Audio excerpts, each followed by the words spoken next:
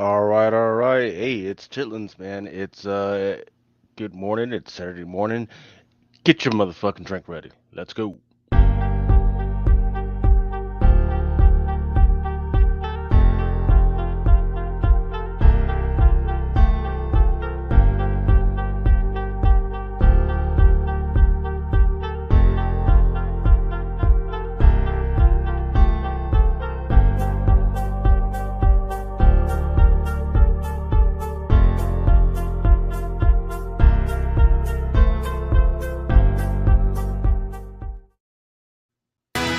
For each man in his time is pain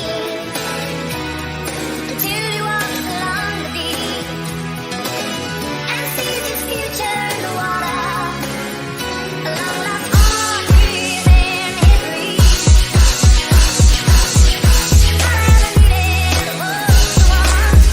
Sometimes men take matters into their own hands. You want answers? I think I'm entitled. You want answers? I want the truth. You can't handle the truth. As you guys know, it is Drunken Chat, son. All right. Welcome everybody. I am Chitlins Greens and Cornbread. I am going to bring you this week's Chitlins Greens and Cornbread. The rest of the crew, they're not here yet. They're probably either doing other shows or watching other shows right now that built, but they will probably be along as they can, or once they wake up, man, because us old people, we gotta wake up from our granddaddy naps. So I am very excited. We've got some very interesting news on the business side of the world, and that's where I'm going to stay focused for at least some of the show right there, because that is going to have a heavy influence on where we're going in as far as comics world right now. Um, Unfortunately, Mel V, he's not going to make it this week, and he might be taking some time off, to get himself more focused and get the woosah going on. But he will definitely not be here this week.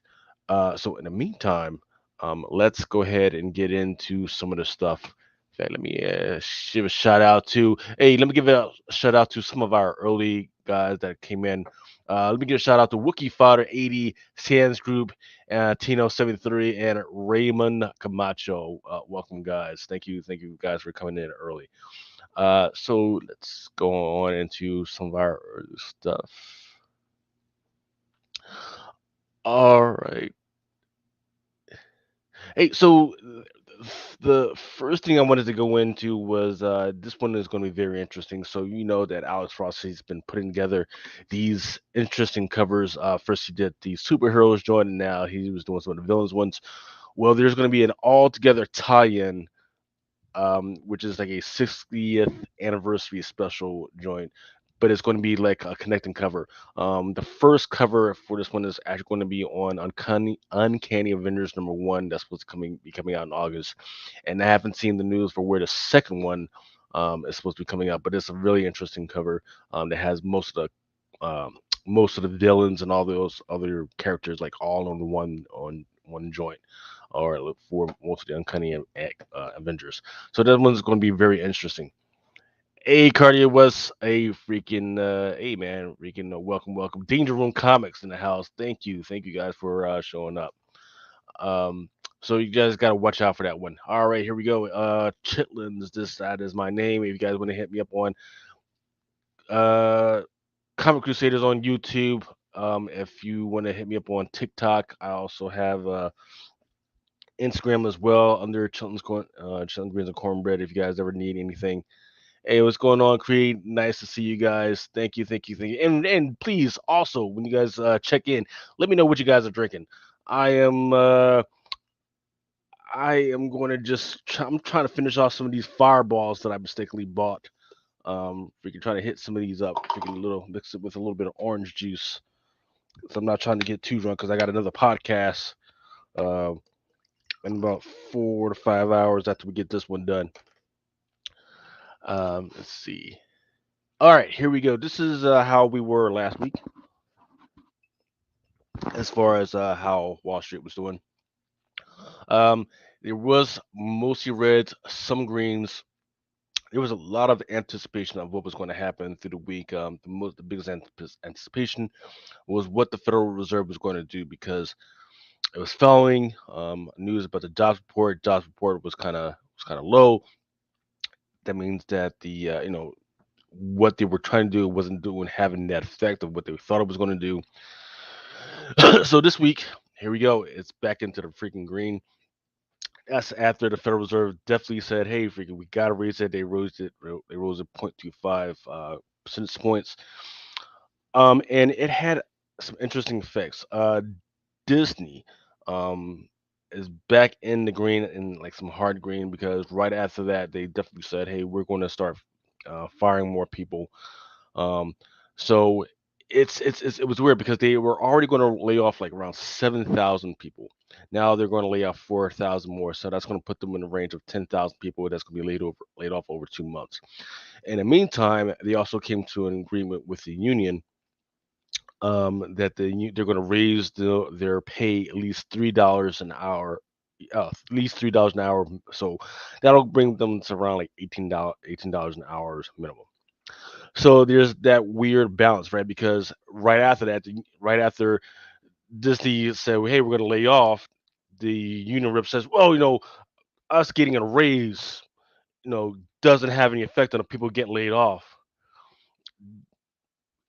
I mean, I've never seen somebody as crazy see some crazy ass stuff. Like you do know, like all the money comes from the same pot, right? The lower level employees, that money comes from the same pot. We're not talking about money that's coming from the executive end, right?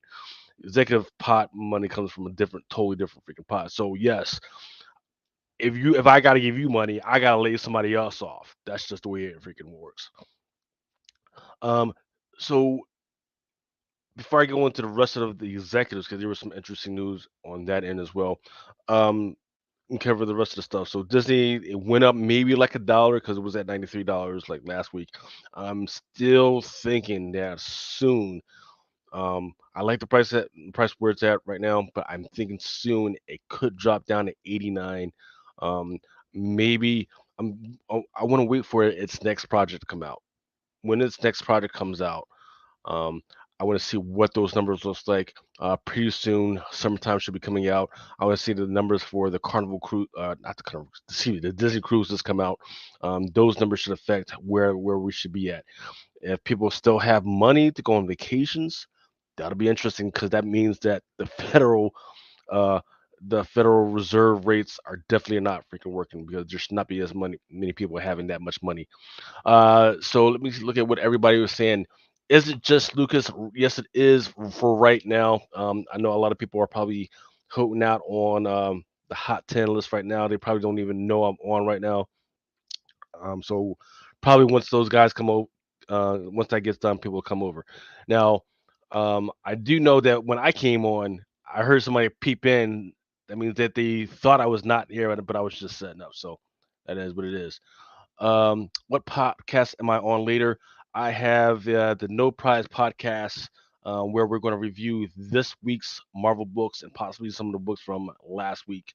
It is not live. I try to get those guys to be live, but so I'm in middle age, and the guys that I do that podcast, they're way past middle age, so they get a little nervous about doing live podcasts, so they like to do record podcasts instead of doing live. Um, let's see.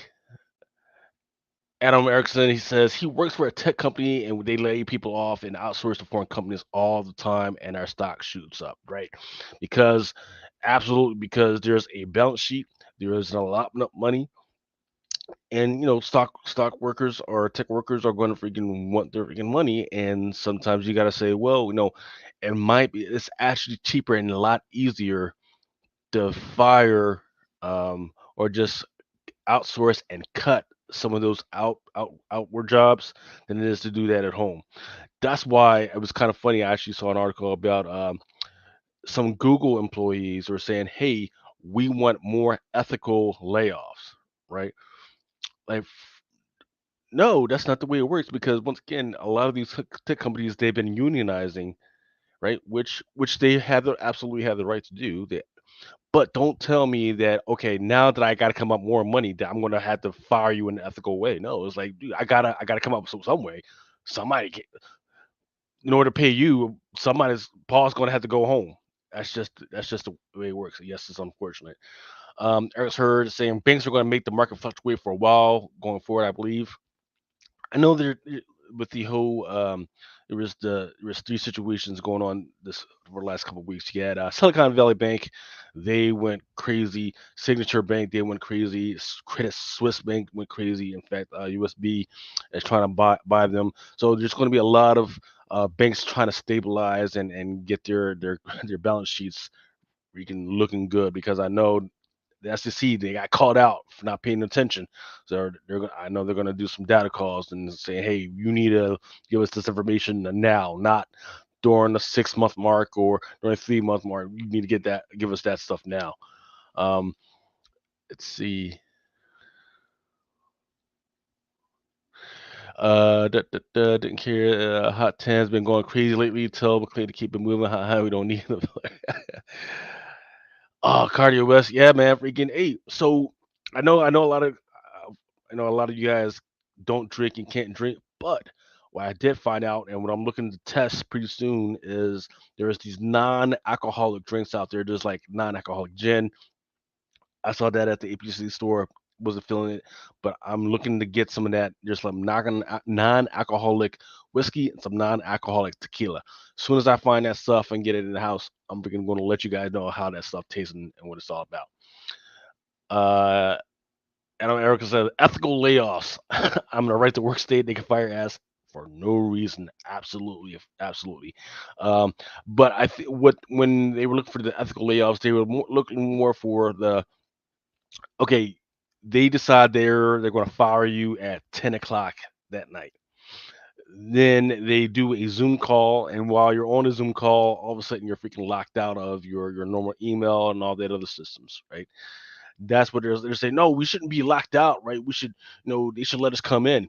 No, because especially for a tech company, um, there is all type of proprietary information that they want to make sure is locked down, and that those key and non-key employees can't get to and mess stuff up. Because well, for the last couple of years, that was a big thing of, okay, we're gonna let you go, and then people were coming in and work, and then just taking stuff, right? Taking stuff out of folders, taking stuff out of files, messing with the code and all the other stuff. So they're trying to make sure that doesn't happen again. So I don't understand why there's any confusion about why that stuff is going on. Especially some of these people are just like, the ones that are screaming the loudest are like just like random people, like HR people, or people that are interviewers, and they were. I remember there was this one lady. She said she was interviewing a recruit, and right after she got off, she was ready to fill in a paperwork for that recruit to send it in as a hire. She couldn't send the email, so she was going, what the heck? And then she found out that she got fired, and that was kind of crazy. Um, Cardio says he used to game and drink every night. Better at COD drunk.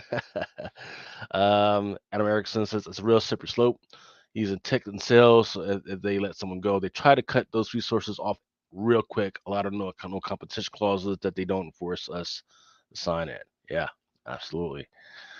Um, going back to how the stocks were looking this week, Comcast, I'm not sure what's going on with their Warner Brothers Discovery. It's actually it's in the negative, but it's actually holding strong. It should be like around $10, right? But it's right now it's holding around 14. The reason why it definitely went in negative this week is because of the Shazam movie. A lot of people are not liking those numbers. They're like, well, it only made $30 million this week. It's like, well, gotta understand, it's like nobody has the freaking time right now. Everybody's running around doing this other stuff. People were thinking, well, it's Easter break, the kids are out. Like, no, my kids are out. My kids are still in school. Um, so nobody really has the freaking time to go see the movies. Maybe next week, or I forget when Easter is. Maybe you'll see a pickup in the revenue for it. But I think it was just poor timing on that one.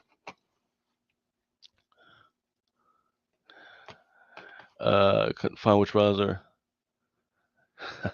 All right. So in the meantime, while there's all that other stuff going on, people are trying to guess. It's like a stop and go. It's like the Squid Game. Like, okay, today I'm in stocks. Tomorrow I'm going to be in Bitcoin and crypto. Which one I'm going to be in this week? Well, while the while the markets got pretty good on some instances, like I told you guys, you might want to start thinking about the USD treasuries. That might be a good place to escape right now, especially because they were having some huge discounts. Um, the treasury did okay. It went into the red this week, but it's still a plausible place to go. And that's because so here's what happened. When the Fed says, "Hey, we're raising rates," a lot of the companies said, "All right, well, great, great, we're going to freaking start letting people go." And the stock investors like myself said, "Oh, okay, well, the companies are making the right decisions by doing the layoffs, so we can pull our money out of our bonds and T bills and put that in the stock." So that's what happened this week. But we can't say that's going to happen for the next couple months because there's some other events that are happening that I'm thinking could make some interesting decisions on what's going on. Um, the so actually here's what's happening right now. Light green when it comes to the BTC, it went up a little, but not that much. A lot of the other crypto went red as people would try to escape out of crypto and went for some hard stocks. All right, so here was the big Disney executive news, right? So there is a director that's out there. She was sort of like on the level of Kevin Feige when it comes to some of the other projects. Her name was Victoria Alonso, and when it came to the whole diversity thing and making sure there was inclusion, there was a greater percentage of representation within some of the projects. This is the lady that they always went to for the conversation. Well, she got fired this past week, and the narrative around it was around two things. She was saying that, oh, I got fired because of Bob Speck's fight with Florida. That's right. That's the reason why I got fired. Disney shoots back like, no, you got fired. Oh, here we go. Here we go. Oh. Well, of course, speak about diversity, and the devil Am I, showed am, there. am I the diversity hire? Yeah. Shit. You're the lone robot, the lone Autobot on the freaking on the panel. So What up, everybody? What's the live chat doing? I just got here. Oh shit! Look at that! All of a sudden, we fucking start multiplying. Look at that. What's up? well, I mean, I had already gone through some of the stock stuff. I was kind of explaining. Yeah, I was having a conversation with the chat about the stuff going on with some of the companies, with some of the tech companies. So number one, Fed raised the percentage 0.25. The companies answered back with laying off a whole bunch of people. Some of them had already been going on, but Disney said, "Hey, you know what? We're gonna let go 4,000 extra people, and we're gonna start late March." um, and then some of the unions that have been doing their stuff are saying, "Well, if you're going to lay these people off, you got to do it ethically. You can't just lock us out. Like, no, no, bitch. Like, How the you fuck do you lay just someone off ethically without being like, yeah." "Yo, you're laid off"? Like, no, because they were complaining that okay, we It got can't be a laid pink off. slip anymore. It has to be a different Oh, color now. it has Yeah, to be a no, blue slip yeah, for they, boys yeah, and pink yeah, slip for girls. Is that why? yeah. They wouldn't be allowed to come into the office. They want face to face. They don't want any more Zoom firings. They Zoom don't want to fire. get the text message at like 10 o'clock at night. They don't, Wait. So you know, you're allowed to fire people by Zoom? Like, hey, I got a absolutely, Zoom meeting for you. Hey, absolutely, everybody. yeah, Thank you all uh, for coming. Everybody here at this meeting, y'all fired. Bye bye. See you later. Nice. absolutely. Now, when it comes to out processing, you still got supposed to have your one on one with HR and your package and all the other stuff, but you know it, it's just kind of freaking crazy because the one crazy thing that happened this week was let me go back to that one slide. Yeah, so Disney the Disney employees, they're because they had this Disney union for a lot of the cast members, right? Because that's what they call the lower guys that are running around the parks and doing this and that. They got a $3 raise, bringing them up to $8. Bringing them up to $18, right? And this is so right after that, and this is right after Fed. Disney says, "Okay, great. We had to let go more people."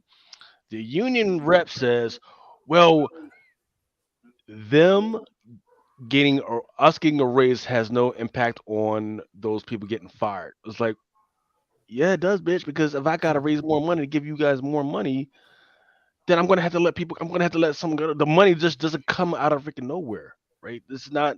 You're not actually producing anything. You. It's not like they are factory workers, and because I pay them more, they're gonna produce more. No, I have a role for you to freaking play, and then I just pay you to play that role. That's just the way it works. But they don't Well, see it a- that way. and then they can only make so much money per day too, right? Because you can only have Mhm. so many people in the park within Yeah. a day. So Hmm. like, so I mean, like even at max capacity, right? Like, there's still operation costs and all that stuff for, that factor into that. It's not like you can have exceed that amount of people into the park. Yep. Sands Groups is Murder an animal.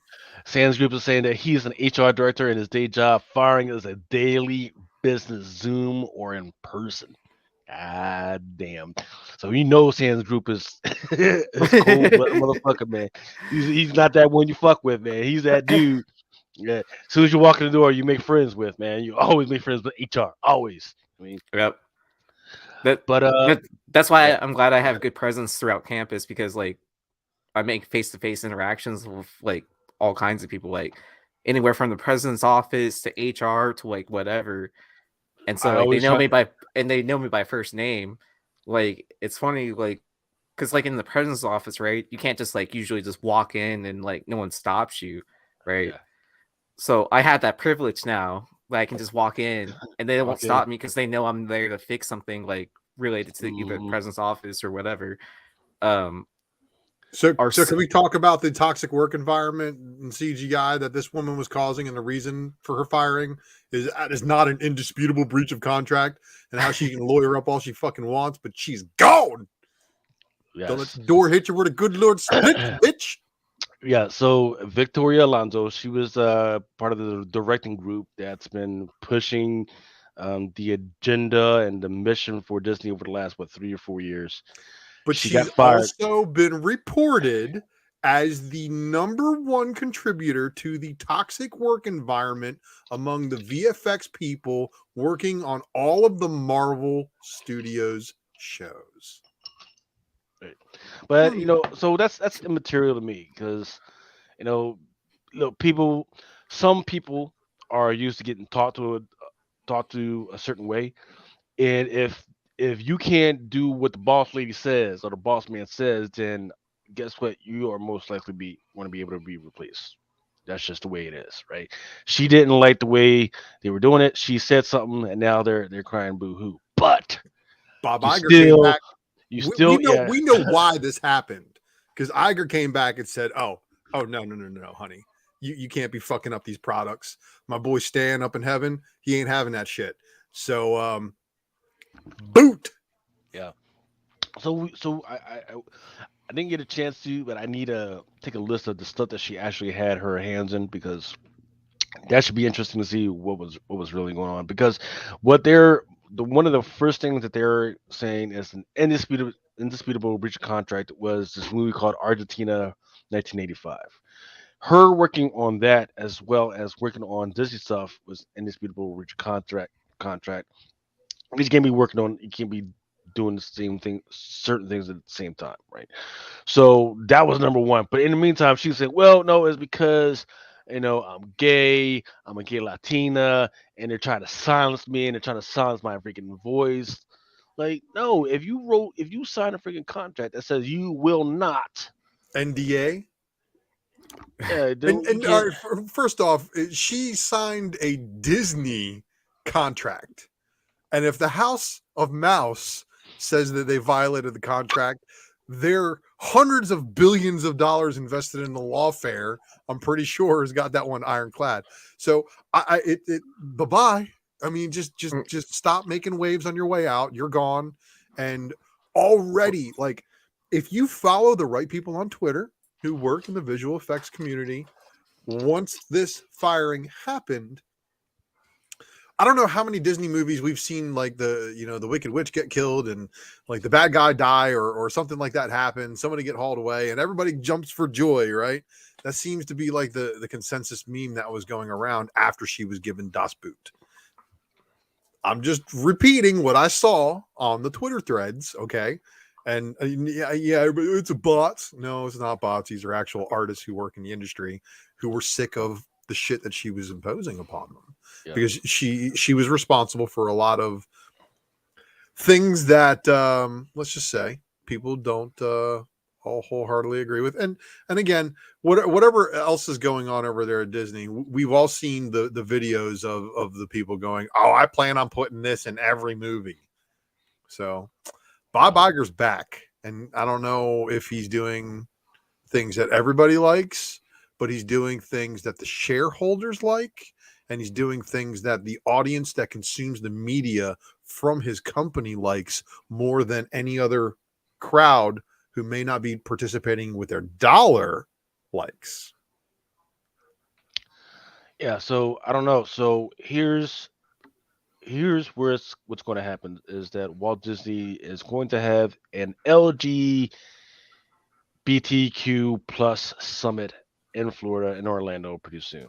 And at that, it's not going to be just a parade and all the other stuff, but they're actually going to have a sit down and talk to the issues that they're going to bring in front and talk to Governor DeSantis about. Liberty, guns, buds, Trump. So Yeah, okay. But that's been the big narrative, like right after she got fired, that we're having this summit and everything. So once again, I've always said, hey, pay attention to where you get your sources from.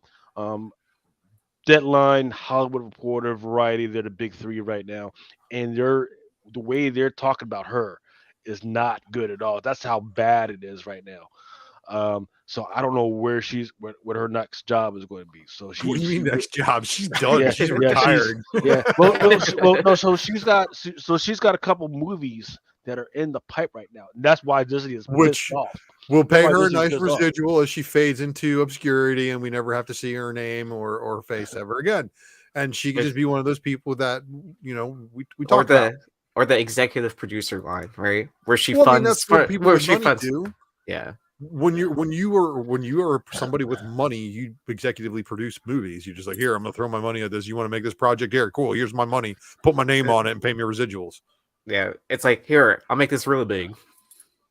Yeah, but so this, and I don't want to get into the whole woke debate and anything like that, but I will say this is that a lot of people have been noticing that there have been a lot of projects that have been special towards hey, let's give this community a voice that have been cut all of a sudden, right?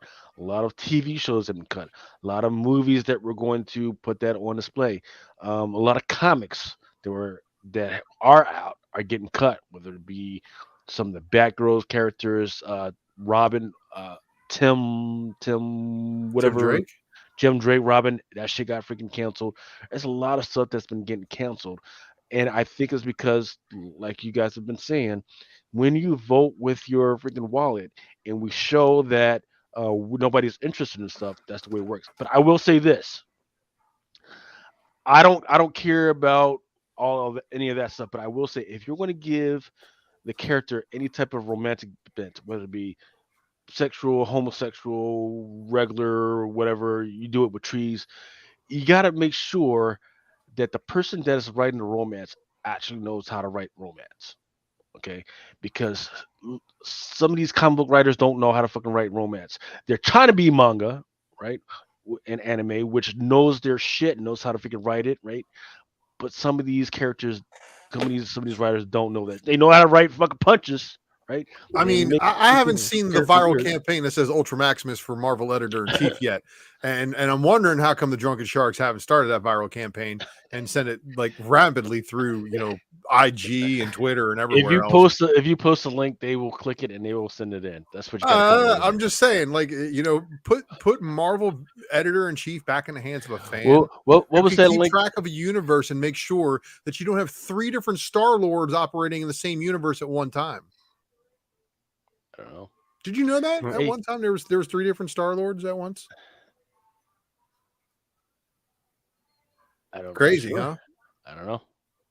That Well, is crazy. There's, So I this know, is what I'm saying. I know there's 5 different Peter Parkers that are running around right now.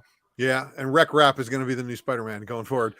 Anyway, so this is what I'm saying. Like an editor-in-chief for a big studio or comic book universe or something like that has to be a fan.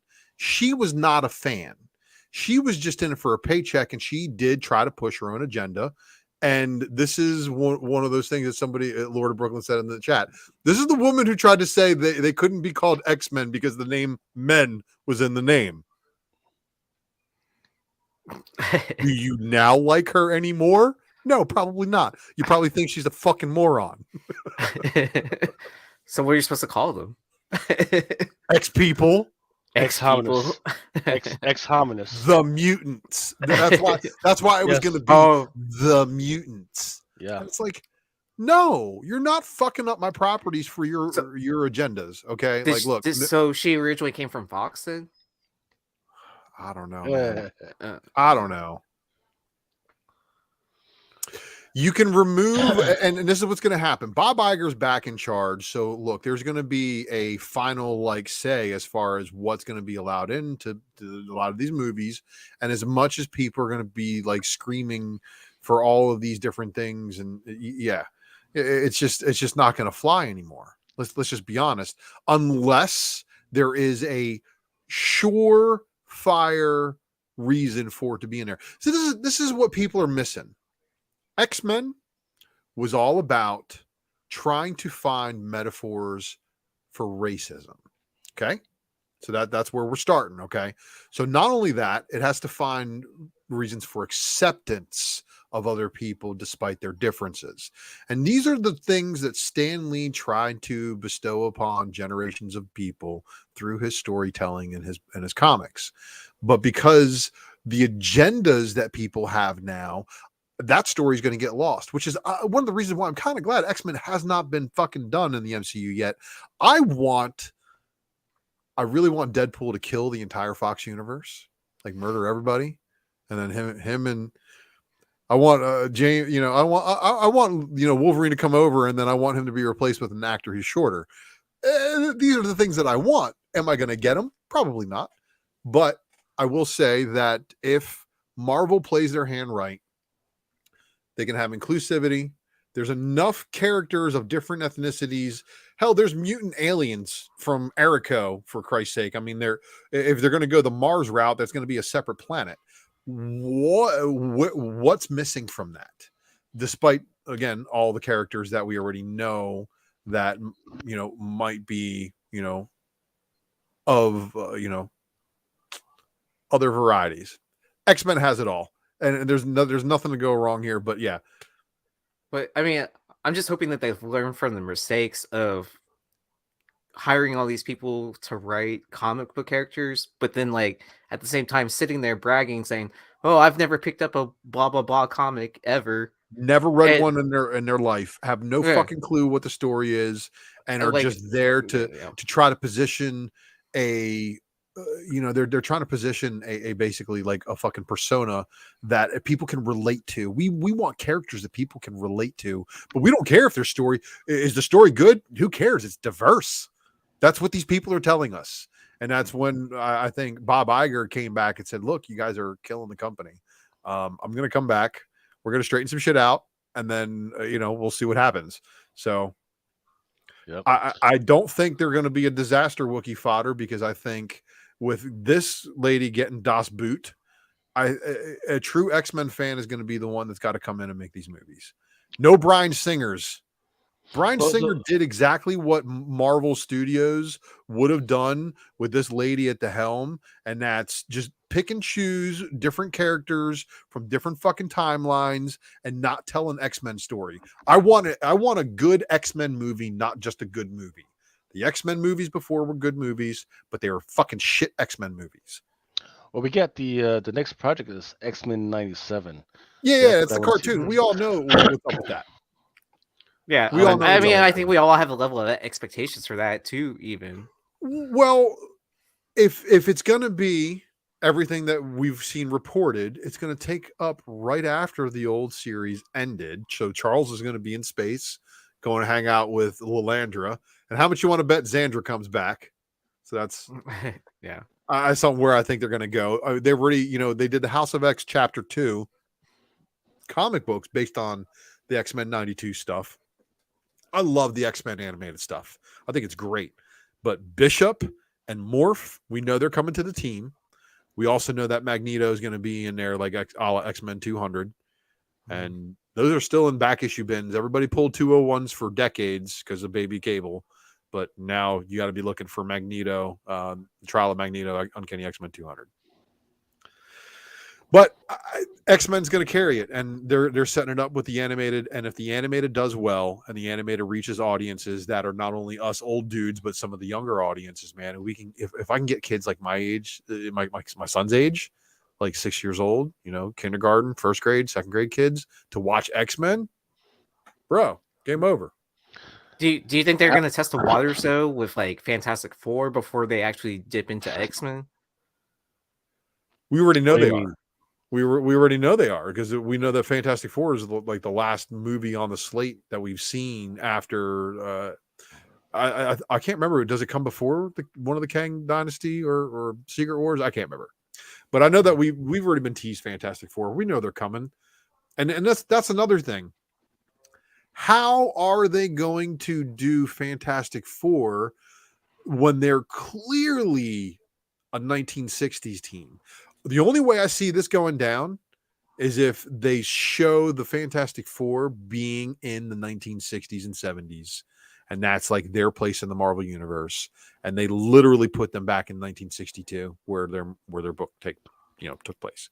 Oh, kind of like doing like a period piece like they did for But then Captain having Marvel. them go to space Yeah. and doing some kind of It was cosmic like- thing, and then cosmic like, hey, time it's it's time here now. dilation, all that stuff.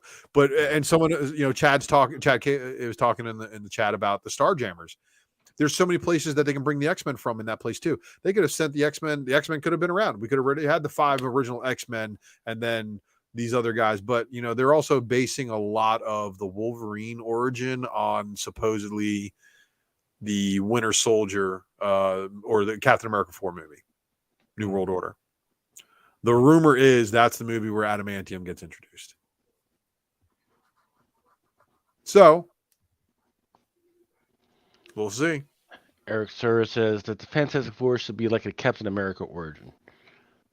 Yes. So I'm guessing what you guys were saying is that Fantastic Four, they go off to the galactical fight that they were on, because in the comics what happened is they went off to the galaxy for a while, they had kids and they did some other stuff, and then they came back like 10, 14 years freaking later. Where like Captain America, where he got frozen in ice for like 50 years or something like that. Is that what we're thinking? Well, like people in the chat are nailing it. Adam Erickson's talking about Franklin. Grown Franklin Richards would be the reason why that FF245 has been going ham. Because there's speculation that we're going to already get a grown Franklin Richards powered up being. So that would, be more like what they're saying about it being like a Captain America style story where Captain America takes place in the 1940s, but then he goes into the ice and then, they pull him out and de-ice him 80 years later. And it's de-icing by Nick Fury Jr., a.k.a. Sam Jackson. So, but a lot of people are correct. Fantastic Four truly is a Secret Wars is a Fantastic Four movie story. Doom, all of the other characters, yeah. So what do we think about this? Marvel Man 616 says Fantastic Four is slated for Phase 5, and there's nothing yet in the phase for X-Men, but that doesn't mean X-Men characters won't appear in any of those films. So we've Are already we? got at least the father of a mutant that's already had his name gone across the screen that I can verify 100%. And that's Roberto da Costa. So that's Sunspot's father or Sunspot.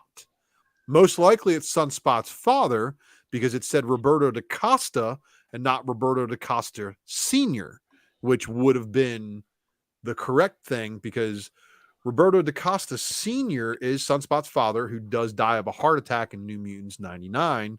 And that is where Sunspot inherits his dad's wealth. And as you guys know, Sunspot is hot for Deathbird. Do we think they're still going to be able to follow this phase 1, 3, 4, 5?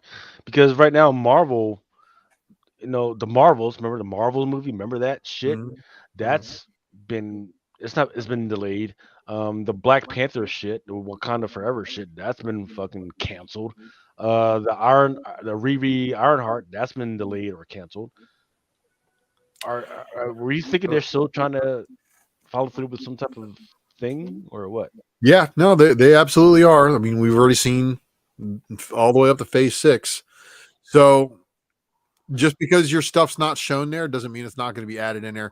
Look how intricate the phases got after what was initially shown each year at each presentation. And then all of a sudden there's another 2 movies on there. Oh shit, there we go. And yes, we did have a shutdown, which really kind of threw a wrench in the game. So it's like trying to get a fucking locomotive running again after somebody pulled the emergency brake. Mm. Well, and And- then they're also changing stuff from like, oh, this is once slated as Firing a, people. a TV show. It's now a movie. Stuff like This that. is true. Yeah. There's a lot of things that I think. What else got turned into a movie? Is Armor Besides Wars Armor going to be a Wars? movie? Yeah, isn't that supposed to be a movie now instead of a TV show? I don't know, but that was a while ago, right there. So we know Yeah. Blade got pushed back like real far. Loki Right. season 2 is coming because we've already seen the teaser for it at the end of Ant-Man. I always keep on forgetting about Secret Invasion. So the Kang dynasty is going to happen first. So that's going to be where basically Kang's just going through time and murking Avengers. We already know that. Secret Invasion probably going to happen first too. Guardians of the Galaxy we already know is going to happen this year. Which, yeah. But there, Echo that's- didn't Echo get? I thought that Echo got got canceled. Yeah. Yeah, absolutely. Yeah. Well, do you think they just, like, was that bullshit? Nobody was Well, do you that Echo bullshit. The fuck? But do you think they just merged it with the Daredevil idea though? Like some of the Yeah. I think that's what they did. Well, Instead they of had just, to like, rewrite it. I'm sure. Yeah, because I'm sure it's like kind of like, oh, I don't think this can stand on its own, but it's close enough to this character. We might as well just tie in some of these episodes. She into will most likely be in Born Again. I think that's what we've already seen as the character. The character they have playing her is going to be in there. Right. So But oh, go ahead. Go ahead. I did see that Born Again takes place during the blip. Oh wow. So Adam Erickson says, "Hey, Blade being pushed is so sad. Give us Blade, Dragon, etc." So I know for a fact that Blade being pushed has nothing to do with anything else other than certain locations, the permit for certain locations being delayed and put on hold. It's nothing going on at the writer level or anything like that. In fact, one of the locations that was already supposed to have been shot is being shot later on in the summer of this year. So even though you've heard delays and everything, stuff is still being shot. It's just that the locational permits, that's the delay. And I only know that because I got invited to be on location for one of those joints. So Nice. Look, I'm excited for all the shit that's coming. Secret Invasion, totally down. Guardians of the Galaxy, definitely going to be a movie experience for me. There hasn't been too many of these that I've missed in the theater. Yeah. Chad Cave says, has anyone actually read the Starjammers Brood story? People always bitching at me for not reading. And I actually read that shit when it came out. Yes, dude. Colossus, nearly died. A lot of people nearly died. Also Carol Danvers getting turned into binary by the Brood is pretty wicked. The Brood really are. Yeah. See, the Brood are like xenomorphs that turn heroes into xenomorphs, and then so Chad further past that, the character Brew, who's a very intelligent version of the Brood, and eventually becomes their king after the death of the Brood Queen. Dude, I pick up the X-Men Uncanny X-Men 155 when I see it in high grade. Not just because of the stabby Colossus cover, but because of the Brood. And Mel's always talking about the Brood versus Alien. Like how sick of a battle would that be? The Xenomorphs trying to bust out of the chest of the Brood, and the Brood turning the Xenomorphs into Brood. That would be nasty, absolutely nasty. But Can't yeah, wait so for the Scotty Young cover. yeah, we'll see. That is one thing that I do want to see. I do want to see the Brood, but I want to see them improve the art on the Brood because the Brood art that I've seen lately hasn't been up to snuff. It was fine during the 80s and 90s, but now they need to kind of update it. And I would like to see you go the direction of the aliens. The phalanx, that's been one of my favorite freaking things to think about. And that was supposed to be the whole point of the rebooting of the whole X-Men joint is that they kind of integrate the phalanx and the freaking big dimensional freaking orbital global stuff. But ever since then they've gotten away from that, and I don't know why.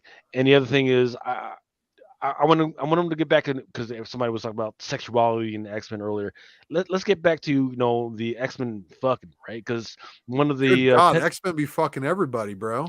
yeah, but one of the tenets was supposed to be that they reproduce, right? No, Well, they've been that fucking, was but that nobody's was getting one of the pregnant. proclamations once they got to Krakoa, and Professor X was like, the only way for us to survive is we need baby mutants. Go make some baby mutants. And Gambit looked at Rogue, was like, "Oh yeah, that's and now Rogue's got a control over power, so Gambit's in heaven." They got their White new series Queen though. and Jean Grey shared some beers, if you know what I mean. Scott had a good time that night. And then Wolverine kind of was like, "Hey, I'm down for sloppy seconds." Here's a good question. I mean that all went down in House of X. If you don't believe me, it's really all there. All that's there. Wookie Fighter 80 is asking, "Hey, what do you guys think will be announced at celebrations in a few weeks, if anything?" So at WonderCon, they've already been announcing some of the new books that are coming out. A lot of the books are just going to be companion pieces to some of the TV projects and the movies that are coming out. And there's been but nothing like big, nothing. Hey, changing the world big so far. Um, I want to see how this executive fight falls out, and then I think they'll once that shakes out, then we'll know more.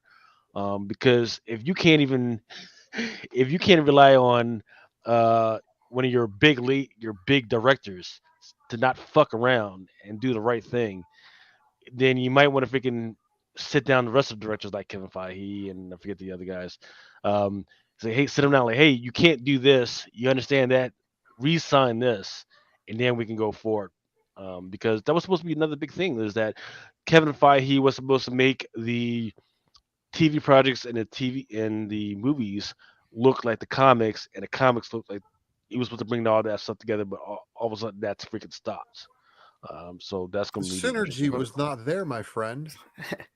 Well, Once they listen, started deviating and allowing creative, like really hardcore creative measures going, and it started with James Gunn with Guardians of the Galaxy. As a Guardians of the Galaxy fan, I noticed all the changes, and everybody's, oh no, man, you're overreacting. I'm like, bro, it's gonna fuck up everything in the universe. Watch. Ego's his dad. What? The only way that they can fix this is if they say Ego took his form of, Kurt Russell from his real dad, Jason, and that Peter really is, the genetic material of the royal son of Spartoi, as they call it, Spartax. but what's the new formula nowadays? For Mandalorian, all they're doing is doing season by season into a comic. Well, and that's Star Wars. And this is the thing. Yeah. Everybody always gets real big about Star Wars first appearances. I'm like, yeah, but the first appearance is actually in this in the acting and like the movies and the TV shows. Those are the real first appearances. So like if you were going to be a Star Wars collector, you know, the magazines, obviously if there's a magazine that has an appearance that predates the comic books, that's cool. But it's more along the lines of like the first appearance of Boba Fett was Empire Strikes Back. Sorry. Not sorry. So do you have an original Empire Strikes Back? No. But you have a CGC, you know, 9.8 copy of the comic book that reprints the stuff that went on in the movie. Or maybe you're even lucky enough to have that UK you know, weekly or whatever. Look, if you have that stuff but you don't have the movie, are you really a Boba Fett fan? But and this is the thing. Like I said, all of them are first appearances that have already happened on TV. Kind of like Harley Quinn. She appeared first in the cartoon, and then they put her in the Batgirl Adventures issue for Batman Adventures. We Well, can't they had forget the- about the Christmas special about Boba Fett either. That's true. It's true. Yeah. Which I do have, thank God. So yeah, well, so there was a comic with Harley Quinn on there that had the tape and everything. It was like Mad Love or something like that. That Oh, came out no, before the it's like- Batman Adventures as well. It's like a kids book, isn't it? Yeah, as a kid's book with the freaking tape in there. That's like $100, maybe 150 right now. I'm still hunting for like a good copy of that one right now. Boba Fett, absolutely correct. His first appearance before like Star Wars and all the other stuff, there was a Star Wars Galaxy magazine that was kind of freaking huge that came out. People aren't tracking that, but they should be. I was able to pick up a couple copies and sell those off. But people just aren't tracking that stuff. So magazines, I mean, that's the way to go sometimes if you really are really hunting for some of these first. But otherwise, I know everybody was hating on that last episode of Mandalorian. But I was all about it. I was all about it. I haven't watched it yet. So is it worth my while to keep watching? Because my Well, kids, you can just wait for the and- season to end and then binge it all at once and be like, oh, okay, not bad. You know, you probably like it a little bit more that way. But this is the problem: is that we have bloodthirsty fans that want the fucking best action every episode, and if they don't get the story moving forward in the direction that they want towards Admiral Thrawn, they're gonna revolt. That's exactly what's going on. Thrawn's look, coming. Well, it's like this, man. My wife and my kids, they love Baby Yoda, Grogu, right? They watched the first episode, maybe I forget whether they watched the second episode, and now they absolutely do not fucking care. I mean, They he's don't got a giant chain piece now. Like, you know, He's not only does he have the chainmail, you know, shirt that he got like a couple or back during the Book of Boba Fett, but now he does actually have Mando's insignia, like in a big old, you know, chest piece. And you know why that's there? That's going to save his life later. yeah. I know exactly it's going to save his life. And it is Flavor Flav Grogu. Yeah, it definitely is, but it's not a clock. It's that horned creature that is the I forget the name of it now, but that's Mando's clan. Mhm. So I don't know. I'm digging it. Lords of Brooklyn for Life says he thinks The Rock will sign into the MCU. That's after the debacle of what's going on with Shazam and Black Adam. Be Shots fired. Stupid not to. Yeah, But you know what? You know who The Rock needs to play? Who's that? Galactus. Oh, so. yeah. I guess I could see that. I can see him in a skirt, purple skirt. You know, he's Samoan. He wears the Samoan, you know, traditional dress. Yeah. So there's no big deal there. But I can see him a big old purple skirt with his big old dome piece with a helmet on top of it. But he's like, you know, I don't think he does. he the looks barrel like. moves. You guys ever seen Galactus without his helmet? He's just a bald dude. Yeah. I don't. He'd I be a don't think perfect he. Galactus. I think he after this he stays away from superhero movies for a while. And Galactus doing the eyebrow look at Silver Surfer when he revolts against him. Absolutely. I could see him as Is it- Silver Surfer. And But Kevin that Hart would be planet- Fire Lord. Shouldn't Kevin Hart be like the little troll dude? I see No, what you Kevin did there. Kevin Hart can be Fire Lord, and Galactus can do this to him. Really piss him off. Adam Erickson says he doesn't know if Star Wars has anything. They haven't announced movies and how many celebrations. It's been a minute. No, it was just a few minutes, maybe a couple of months ago when they just put out a whole slew of stuff regarding the High Republic that they were going to freaking do. The problem is that was old money. All that stuff they announced was over under old money. Ever since then, Marvel's been delaying and canceling a whole bunch of stuff. So I can't say that that stuff is going to still come to fruition. Um, but but also you did bring up an interesting point. You know, because we were talking about the Brood and Aliens and Predator. Those are the projects that we know that they are supposedly working towards, but nothing solid has been announced. So if there is some things that I wanted to hear, I want to hear a solid plan on Aliens. I want a solid plan on Predator. I want a solid plan on some Star Wars stuff. I want them to say, hey, we are doing this. Um, I don't want to hear about Wakanda. I'm done with Wakanda. I do want to hear more about Submariners. Submariner projects would be They don't cool. have Submariners in the Hulkverse. Basically, they have the rights to the character, but they can't make individual Submariner movies. Let's well, okay. Well, let's do some Planet World Hulk, right? You brought up Scott. You No, brought no, no, no. I want to Scott. see Namor and Doom playing Mr. Steal Your Girl competition against Sue Storm and Reed Richards. I hear both of them went to the school of Ultra Maximus for Mr. Steal Your Girl competitions. I think that would make a good Disney Plus show, right? Like something super dramatic like that. Wiki Bro, Potter says see we're now, getting put on see ye now you're talking. I mean, something that like people would actually like want to watch, right? Like or something to grab a new group of people that you otherwise wouldn't have had, like having a super dramatic show like that, right? That would kind of make sense. Doesn't Galactus use the power cosmic to communicate anyway? So we would never have to see the Rock move his lips. He would never actually have to speak. Yeah. We can have James Earl Jones through the Darth Vader voice generator do Galactus's voice. Be fucking perfect. I'm sure there's enough voice modulators where you could even just still use the Rock's voice and just alter it so much that it doesn't even. Yeah, sound yeah. like him. Change the Rock's voice so he sounds like Orson Welles. I'm down with that. You guys are ridiculous. Drunk movies. Where has the stream been on Fridays? Hey, I have been telling Mel that he needs to do more Melcast. If we can talk about that shit. Mm. I just come up with crazy shit on the fly, so that's why people turn the tapes on. Turn the video on.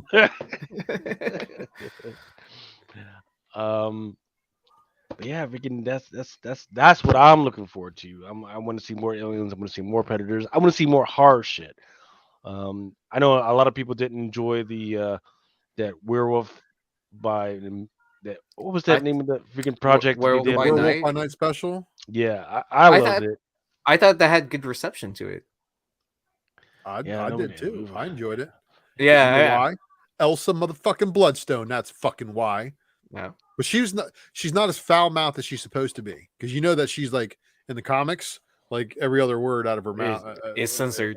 is censored because she's Yeah. cursing up a storm.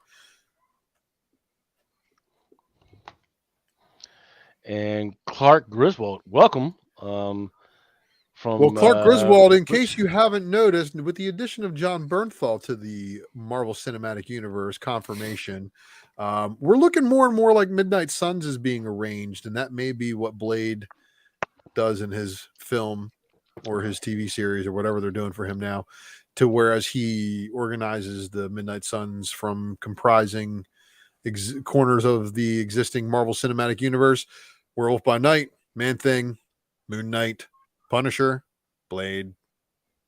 I mean, come on. How awesome would that team be? 78 points of articulation says Werewolf by Night was great, and they need to lean into that and not so much more into Ant-Man. And I agree, because right now what we're running into is superhero fatigue. That's the same thing that DC is running into, superhero fatigue. They need to lean back into some of those old horror stuff. Look, DC on their level, they've got like their black label stuff. They've got refrigerator full of heads. They've Mhm. got the dollhouse stuff. They've got a nice house on the lake. They've got the soap plumber. They got all, and they got, and I think they recognize that because they got the Dead Boy Detectives coming. They got a second season of the Sandman coming. Um, Now, when it comes to Marvel, they're still on that superhero bent. Um, But I mean, they've but that's got how it traditionally has always been, though, right? DC's always had that like grittier, darker, like almost like more right, realistic right, right. But they got the expectations. but they got the comics. They're not putting enough into the actual projects that are out there, right? Mm. So Marvel, they did the What If, people loved it, and they're Mm. not. We should have be on the second season of a What If right now, right? That's true. Well, I mean, but I thought they were starting to do some of the spin-off stuff, like where because of What If, they're doing a Marvel Zombies Disney Plus series.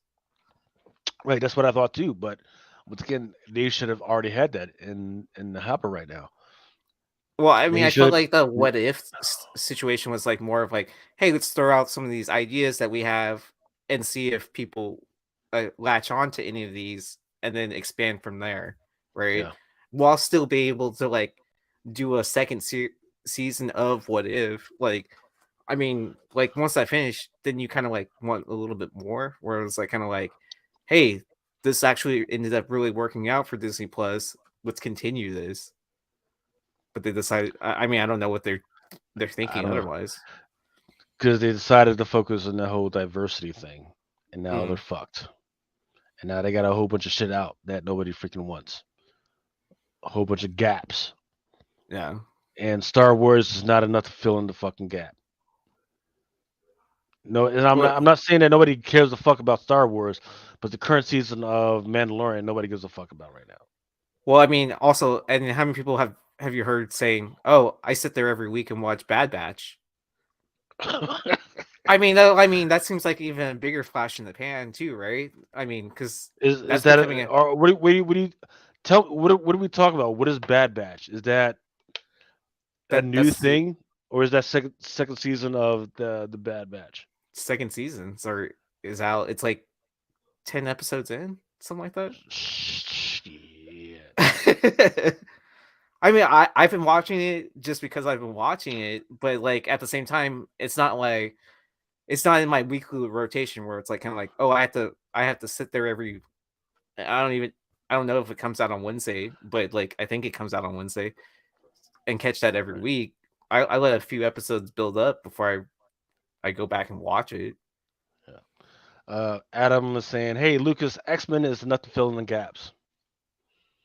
It is not, because here's another thing you got to think about. Like when we go back to our offices or back out to put in that shovel work and dig holes and everything, we got to freaking sit down next to our co-workers with our lunch pails or with our freaking solids, and we got to talk about some shit. Are, are we really talking about fucking Star Wars, or are we talking about X-Men? What have they given us to actually freaking talk around the water cooler about? Fucking nothing. It's kind of true. Like it's more of like it's more of like, hey, have you seen it? Would you recommend it? And then that's like where the conversation ends, right? Yeah, It's not like a deep dive of like they it get was exciting to see like Mandalorian like when it first came out, right? Like everyone mhm, around the water cooler had to talk about Mandalorian, right? yeah. But it's Hey, not that. hey, there's It's a baby fucking Yoda. Oh, okay. What the fuck is a Yoda? First of all, and then people, nobody gives a fuck about Baby Yoda anymore. right. I don't know. I don't know. I'm not sure exactly where they fucked it up. I don't know. Well, I mean, I still like the it's like that character. cuteness level thing, right? Like you can only have so much of a baby, right? Before it gets old. Like I mean, it's kind of like what that dinosaur series, Yeah. like where it's like okay, the first couple seasons, haha, the baby's funny, but then like more than 5 seasons of that, is it really like the same? Mm-hmm. No. Cause you know where the dinosaurs went. They fucking died off anyway. See. Yeah, I mean, like it's a show that like where it actually ends with like the fucking meteorite like destroying the whole entire community, right? Yeah. So Clark Griswold is saying, "Hey, I can talk about X-Men much easier than I can the Whale." I don't know anybody that's talking about the Whale. I've heard people talking about everything, everywhere at once, which is interesting because I have multiverse fatigue, and that's exactly what that movie is about. If you haven't watched it, Mm, um, different movie. I'm not just going to say it's a good movie. It's a different movie, which is great. right. Um, with all the stuff that DC is doing with multiverse, Marvel is doing the multiverse stuff. Everything, everywhere at once is different, interesting. Um, but I've definitely heard more people talk about that than the freaking whale. Um, John Wick, which came out this week, right? Hmm. People have been talking about that. So maybe I've that's where I've people heard want the to go. strongest movie of the year. Could be, I mean, could be. I'm looking forward So to that anyways, right? Like, it's yeah, it's a series that's what like coming kind of like that realistic action approach, right? Where the moves he's actually using, like you could use it in a defensive kind of, you know, yeah. with that like The Die Hard kind of vibe, where it's like kind of like, oh, when he gets injured, he's injured throughout the entire movie instead of like beyond human like action film where it's like kind of like, oh, he got shot 5 times, but he's still running full speed. the movie that tripped itself up was Cocaine Bear. Amazing Oh, concept, right?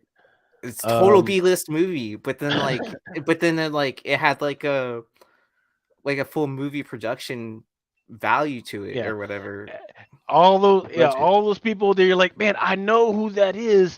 I just don't know that motherfucker's name. Are in this freaking movie. Yeah. But the problem is that it tries to be everything all at once, right? It's got comedy going, it's got drama going, it's got fucking horror going, man. It should have just picked the hard genre and just stuck with that, and it would have been freaking straight. But then it's trying to make you fucking laugh. I'm like, no, this is kids doing cocaine. That shit's not fucking funny. Nah, man, freaking nah, it can't be. Nah, I can't You be mean fucking doing you mean that. them sitting there eating like knifefuls of cocaine Yeah, isn't yeah. funny? How much is enough cocaine? Oh, just a tablespoon. Like, like, no. It's like that kid would have like instantly Like died. I've Heart never attack. kids get it straight. I've never done drugs in my life, but I know a tablespoon of any type of drug is too much. I don't give a fuck whether it's Robitussin. Hey, that shit's way too much. Shit. You know what I mean? Human killed just as many people as the damn cocaine bear. Oh yeah, oh yeah. Comic book confirmation: Megatron has killed more people than have ever lived. Chad Cave says Cocaine Bear had amazing potential. I thought it was a C plus at best. What I didn't see is what did they do with the little cubs? So are we gonna get a Cocaine Bear 2 maybe? No, they're doing cocaine shark. I mean And I like That heard actually that Rocket one actually Raccoon's gonna find a batch, and they're gonna do Cocaine Raccoon. yeah, I heard it's gonna be a whole like Sharknado like spin-off series, right? Chad Cave says it could have been a comedy horror like American Werewolf London. The drama is what killed it.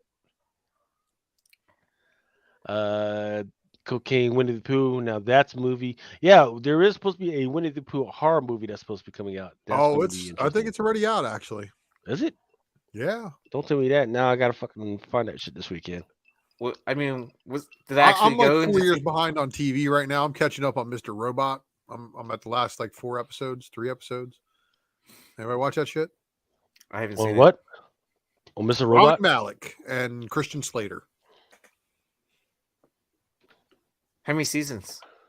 4. Is it worth it though? Eh, it's a pretty deep drama. It's got some things in it that are like, yeah, okay. And then, but just like with anything else on TV, it's got good and bad, just like any other story. But And here we have Cardi West, aka Hartman Card, saying it's effing amazing. So the actor that I'm tracking is amazing. He actually did he did a biopic type movie about the guy from Queen. yes, he did. He also was a It's Bond amazing. villain. But yeah, Yes. he was Yeah. he was in the Freddie Mercury biopic. Yes. There you go. Mm. There you go. I've had too many fireballs Rami to remember Malek, shit right yes, now. Rami Malek. Oh yeah, I forgot are you still working on that that Valentine's heart of a fireball? Yes, I am.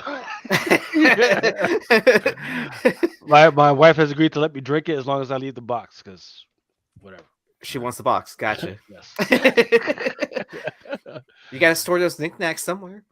Yes, there. So let's get into some FOC before these guys turn into a freaking pumpkin. Once again, I am chilling the green cornbread. This is going to be the cornbread section of the show. Once again, please, this is the stuff that's going to be on FOC. Definitely get with your local comic book shop. If you have any questions or you think there's something missing, get with this guy up top, Ultra Maximus. Did you actually do a metric show yet, or are you going to wait till Sunday? Oh no, Secret Variant went live at 8 p.m. this evening, so there is a full breakdown of FOC. People in the chat already are probably going to be knocking down your email. But yeah, so basically, if you watch the FOC extravaganza, that is the Secret Variant, I give you basically every book that's on Final Order Cutoff this week from Lunar Distribution and previews, and you can hit up your local comic shop. Now, if your local comic shop is like Bag of Dicks, oh, it's a popular 1 in 25, that's going to be $100. And you could be like, nah, I think I can do better than that. Well, then that's when you hit up the man below here and he will Absolutely. take care of you, because we understand that happens a lot to you guys out there where, you got a store that you're trying to be cool with and you're trying to give them the order, and they're going to be, they're like, no, ratio. We don't charge ratio for incentives. It's always below ratio. And then the book is hot on release day. And next thing you know, they got that shit marked at $74.99, and you're like, what the hell, man? And they're like, oh, but you can have it if you want it. But if you don't want it, for we're gonna pass one it on to book. somebody else. But see, that's the thing. For one fucking book, right? For one fucking book, $74.99 for one book. Yeah. What? And people get mad at me because I say, yeah, you can get fucking your 1 of 50. But if you gotta that's buy, market, you gotta and buy that's what the 50 book- books. You gotta buy 50 books from me, because I don't want that shit in my fucking house. So this You is take all the where shit. if you're a real speculator Man. and you're buying A covers to unlock variants, you know how it goes. If there's other variant covers to be able to hit your order, that's definitely what you want to pay attention to. Yeah. Chad Cave says But- chitlins are so bad. Motherfucker, it all depends on how you cook it, man. So the good news is I'm primed for FOC. If we're going to talk about books, I've already done the show once tonight, and I don't know if I'm going to repeat any of my hardcore jokes that just fly off my tongue while I'm live. So, But right, we'll see. so yeah, so I scoped it down to some of the incentives and very few of the regulars. Now, if you think there's something I'm missing, let me know, and I will definitely pull it out. You probably got all the hot stuff, so let's talk about it. Well, I didn't start out with the hot stuff, but I did.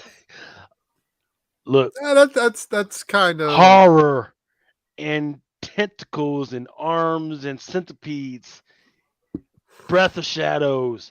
If you like to freaking just look at covers and get a little bit inebriated, this is your fucking crazy ass fucking cover. This should be a poster. Breath of Shadows, number 4, 1 in 10 by Mulvey. Probably should have went with some kind of brighter colors right there, but I kind of like it, kind of digging it. But that's what the black white poster's for. nobody's ordering that shit. Ooh, IDW. That sounds like an idea.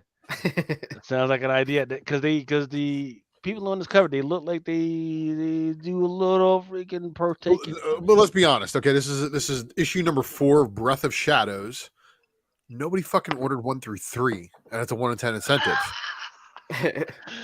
Well, at least they're like kind of smart with their incentives, right? That 10 is still like somewhat realistic to approach for subscribers if you have a decent sized sword. Yeah, but are you going to have more than one person fighting over this 1 in 10 as your LCS? Okay, No. so Wookie Fodder is You'll have asking one me. person looking for this. Wookie Fodder is asking me now if you buy the 50 books for that 150, what discount do you get if any?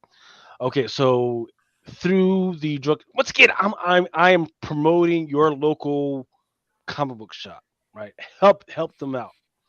But if you know for a fact that you're gonna have to compete with those guys with some other fucking knucklehead, um, through the pull box, um, each qualifier is going to be like 45% because that's the discount that I get. You get my discount.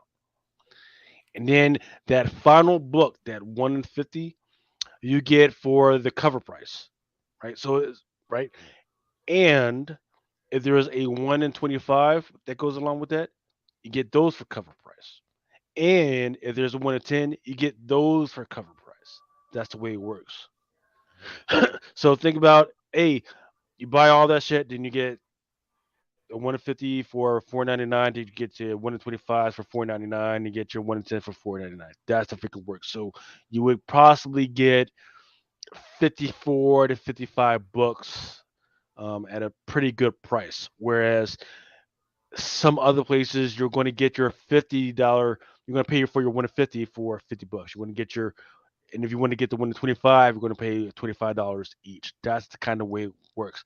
But once again, I heavily encourage you talk to your local comic book shop because look, some of these guys are hurting, and I would definitely encourage you guys to freaking just just give them a chance, please. Just give them a freaking chance. And if they won't work with you, well, come on home, come on home to Chitlins. I mean, so that's enough about freaking bones and weird tentacles going in and out of orifices.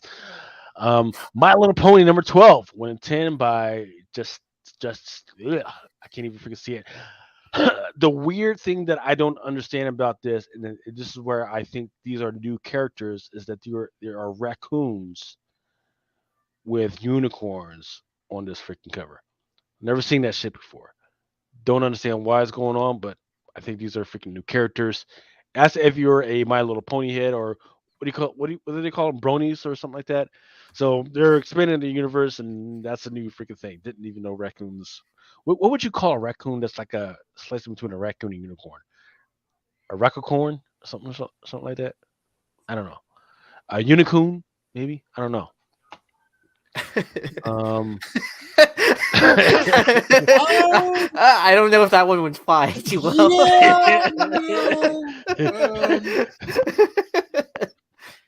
yeah. Not the second one. That one would probably ruffle too many people's feathers, if you know what I mean. hey, Chad Cave. I've been drinking Fireball. What have you been drinking? Jet fuel. like, I've been abiding by the rules of Drunken Chat. That's the way I'm. All right, Star Trek DS9, Dog of War number 2, 1 in 10. Hernandez. Wait. No, that's not the real Dog of War. Show them the real Dog of War. Yeah. There you go. Oh, I don't know sweet. what type of dog this is. Dog of War variant. Show them the real Dog of War variant. This is the 125 Tamayo, and is there? Uh-oh. Yeah, there is. Ah, shit. Oh, it's all right. So there's a 1 in yeah. 50 version of this. So the 50 copy incentive for Star Trek Deep Space Nine is going to be a corgi. That's what that dog is called. Yeah. So they're stealing that from Cowboy Bebop. You gotta take a corgi, right? And throw it into space. Yeah, It's a basically. cellular. Okay, so this is That's the dog. That's the Dog of War. Is the corgi. Right. So that Didn't is you the 1 in know? 50. Yeah, that is Yeah. the 1 in 50. The 1 in 50 is a virgin, and the 1 in 25. Yeah, that's correct. So this is 1 in 25 is the letter one with letters that are trade dress, and then 150 is a virgin. But I know what you're talking about. There's this other cover that's out there.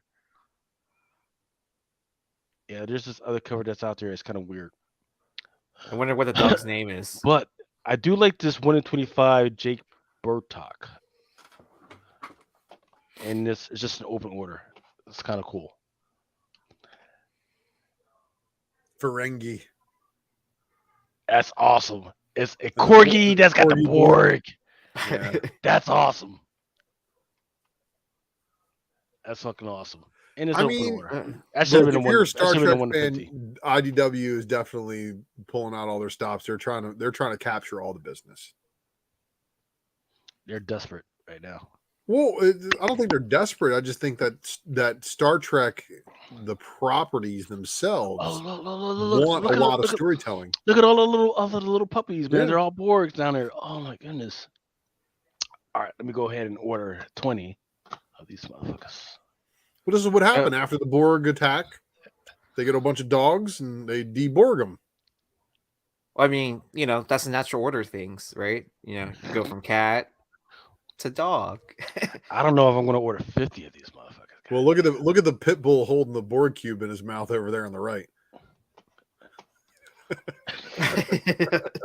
You got the whole cube. Jesus. Where's the fire hydrant? This should have been the 150. Probably. This should have been a 150, not a version of this bullshit right here. That's crazy. IDW, you fucking up. Anyway, yeah, if you guys want the Star Trek freaking Corgi joint, freaking let me know for Sunday. That way you can get a better discount on that one. All right. Teenage Mutant Ninja Turtles Usagi Yojimbo #2 went at 10 by Meyer.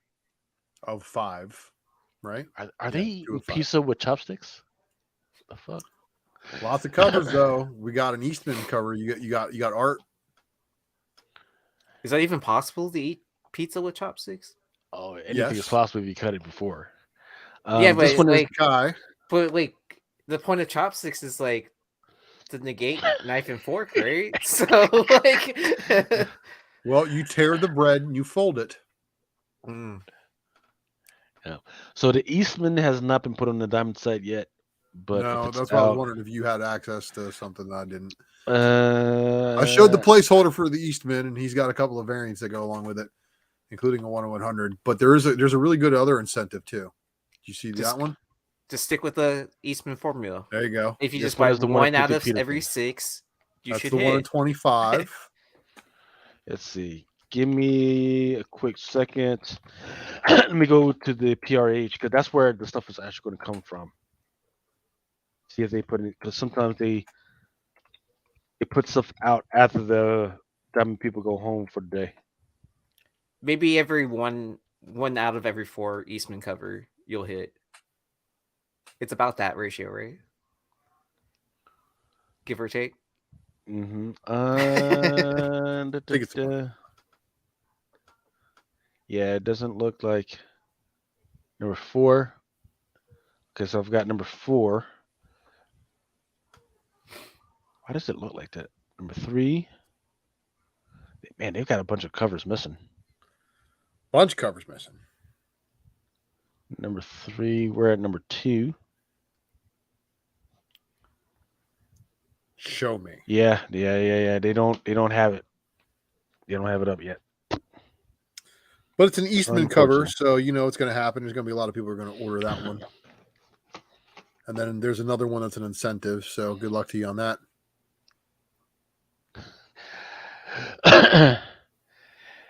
I knew Chad Cave says that he knew a girl once number and her VJJ was Deep Space Nine.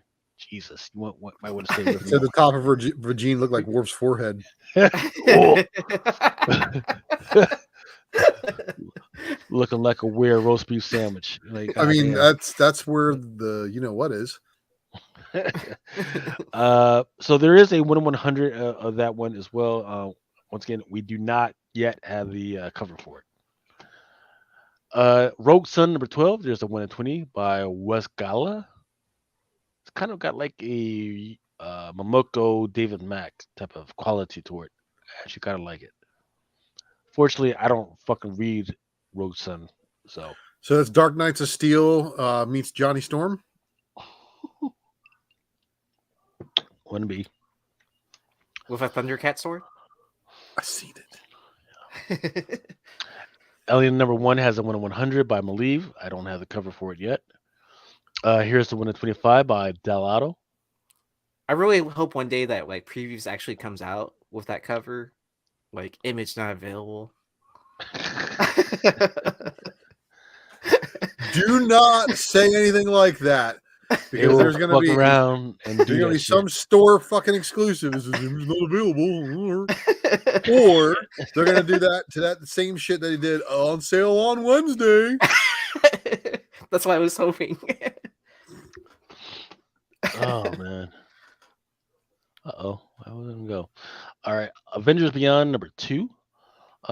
This one is the 1 in 25 by Ariel Diaz. The solicitor says, as violence tears New York apart, ordinary citizens become crazed, superpowered thugs with nothing but wanton destruction on their minds. So I don't know what's going on with that one. If there's going to be any type of new characters that come out of that one, but there will definitely be some people with new superpowers in this issue.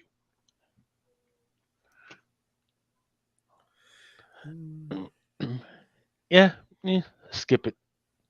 Deadpool number 6, 1 in 100. There's your Alex Ross, Mole Man. Hmm. What's going on? So $40 on the secondary market. Gotcha. $40. That's too much. I've seen something like $27 freaking CGC. Oh wow. Doctor Strange number 2, 1 in 25 by Garbe or Cowbell. Hulk number 4. Excuse me, number 14, 1 in 100. Alex Ross. Abomination. Sins of Sinister Dominion number 1, 1 in 100. Well, at least they're trying to like tie it into like somewhat the correct title, right? Mm-hmm. And It's an getting X book. closer. It's an X book. Yeah. Probably not the best X book choice, but it's an X book. Yeah. They're about to relaunch a bunch of titles too, and that's just it. Apocalypse and Genesis have been away. They missed out on Uranos coming and killing Magneto and fucking shit up. Let's see. I wanted to let me take a pause right here because I want to make sure that we're tracking the trends right now. All right. so here are the trends. Once again, doing a search on Terra Peak and seeing what's trending right now. Of course, you guys are already tracking the stuff that came out this week, such as Deceased Were the Undead Gods, number 7. That one's actually doing pretty good. I don't know if there's an actual price increase. In fact, I'm pretty sure it's not because it's going for $4.49. Cover price is actually $4.99, so it's actually doing worse than its actual cover price and what some people actually paid for it.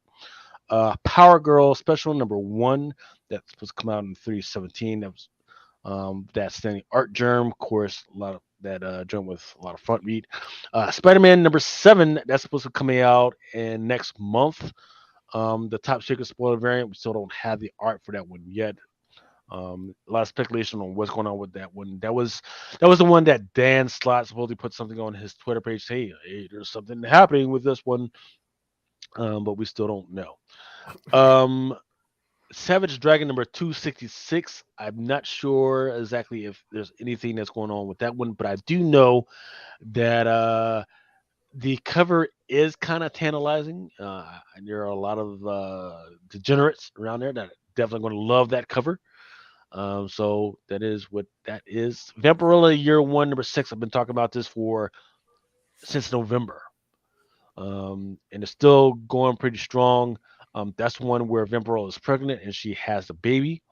Iron Man number 1, and that's supposed to be coming out next week actually, or this coming Wednesday. And the Iron Man number 1 facsimile, this one's been pretty going pretty good for at least since January. That one's doing pretty good. World Tree 33 had some strong numbers, which I didn't have the data on there. And the Dawn of DC, that Superman number 2, that Nathan Zerdy, that was the first appearance of I forget what her name is. Marilyn Midnight. Yeah. Exactly. That one was a pop up that's been picking up speed within the last month. but I cannot say for sure after it comes out if it's going to have any. It's already. It came out last week. Yeah, it came out last week, but I can't say if it's going to stay steady because I don't see enough data to say that people are going to care about So this that book the enough. one that you have pictured there is the open order. Mhm. There is a Jamal Campbell foil variant that's going to be, I think, the tough chase because it's a new character that was kind of given a heads up on FOC, Mhm. but not a whole lot of people were focusing on this new Superman reboot. It's issue number 2. Lots of stores cut back orders after issue 1 just because they were like, well, we're going to order big on 1, but we're not going to order as big on 2.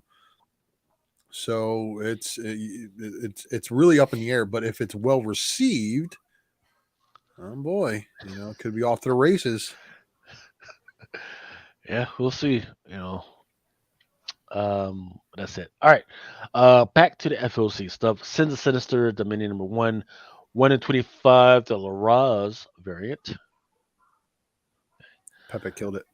Here's where I think there's some. That's the big boy. I don't understand why this hasn't picked up more and why. Once again, maybe there's some Star Wars fatigue. That's It's the only also thing I the can think of. anthology. So the black, white, and reds, Yeah. because it's an anthology series. It's not part of the mainstream Star Wars storytelling universe. It doesn't have the regular subscribers that are already on it. This is going to be a book that a lot of the Star Wars subscribers, I think, aren't going to find out about until after FOC. It's a 1 in 100 Del Auto. There's a pretty good looking 25 copy incentive as well. But again, 1 in 100, there's your 25 copy incentive. Yep. Ooh. By Carrie Andrews. Yeah. I actually like that a lot. Right? Yeah. It's good. It's real. I mean, it's not bad. But it's not a 1 in 100 Del Auto Virgin Darth Vader variant. You know what I mean? And that's what's going to sell it. Yeah, but I mean, like getting 4 of these if you order the 1 in 100, that's not a Not bad bad. thing. Yeah. Right. So yeah, it's a book like these that have a 1 in 100 that have made me think about reinstituting the Power Hour. Whereas, hey, if you order so many books with by 10 o'clock, you get 50% off. But I don't want to fuck over your local comic book shop like that. But if you're interested, let me know because I would definitely like to have that 1 in 100. I would definitely like to have a couple copies of that 1 in 25. Um, and I tell you what, this open order Chung isn't half bad either. Oh, Not not too at all. bad. Yeah. I feel like that's a safe bet. And there's an open order Del Auto with trade dress too. So I mean, it's like there's an easy way to hit that 25 copy. Oh, yeah. Da, da, da. Yeah, Sands Group saying that the other Delato's exclusives and Takishis are gorgeous. Absolutely. Oh, I mean they're good, but they're just not as good as that Chung, not as good as that 1 in 25 Carrie Andrews, which you've spotlighted on the Matrix before. Just interesting. I just want to see what's going on with that one. Um, Star Wars Doctor Aphra. I don't know what it is, but I like this freaking cover. It's got a weird sort of anime bent, like they get it. Um, but I don't know what it is about this freaking cover, but I freaking like it. But people are going to pass over this one. Here's a question Alderaan for this. Idol. Yeah, here's a question for the Star Wars heads. Like, okay, when are we going to get freaking Doctor Aphra? Well, her character is People all around over Thrawn. pre trilogy. So she's pre trilogy, and if she dies somewhere in here, that means she's trilogy death. So the only way that we would see Dr. Aphra is if we see an older version of her, and that would have to be post trilogy and probably closer to Thrawn. What that's going to do is it's going to give up her fate in the comics. Like right now, she's an original character for the comics. She's the exception, one of the exceptions to the rule that I said earlier, where most people from Star Wars appear in Star Wars TV and then in the comic books. But no, Dr. Aphra is the opposite. So they're gonna, if they show her in Ahsoka as a flashback, like Ahsoka knows who she is. I don't know if that actually even happened in canon yet. There's only a few places they can actually chessboard her to that won't fuck up her story. So I don't think everybody pushing for her needs to remember that it's chess. Right. Or, you know, they should do at least a smart thing, right? Like tease like the killbots somewhere, like in the background or something like that. I got options. Yep. Stand by because I'm seeing some new art for some of this stuff. Not necessarily Dr. Afro, but God damn you, Marvel. What they finally put art up for? You probably covered it on your show, but Strange Academy. Yeah, I think I had them all. Okay. Moving on. Here we go. This is the one I did not I have. did not have this one up earlier today. Yeah. That was only hours ago, man. So that's fucking nice. 1 and 25. See, this is why we wait till late at night to do this shit. This is why we wait till late at night because these motherfuckers know. They know how I work. I have a feeling that these diamond people, they know how I fucking work, and they've been waiting. They've been waiting for me to slip up. But I'm doing this numbers by numbers. All right, here we go. Strange Academy. Well, I can confirm that this is going to get missed by a lot of people. Mm-hmm. Yes, sir. Because if you only order through Diamond, your final cutoff is Sunday, which means you don't have enough time to talk to your customers because a lot of your customers only come in Wednesdays and Thursdays. So you don't have enough time to get the gouge from your customers because your customers haven't had a chance to see the art yet.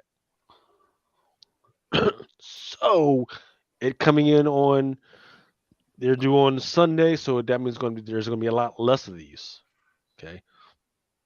Now what I don't know is if there's anybody out there that has like their retailer exclusives or anything like that. So I don't know. But what I do know is that on the cover right here, there is old boy saying, "Hey, that's Doyle, right on the right." He says, Taking "Hey, over for his daddy.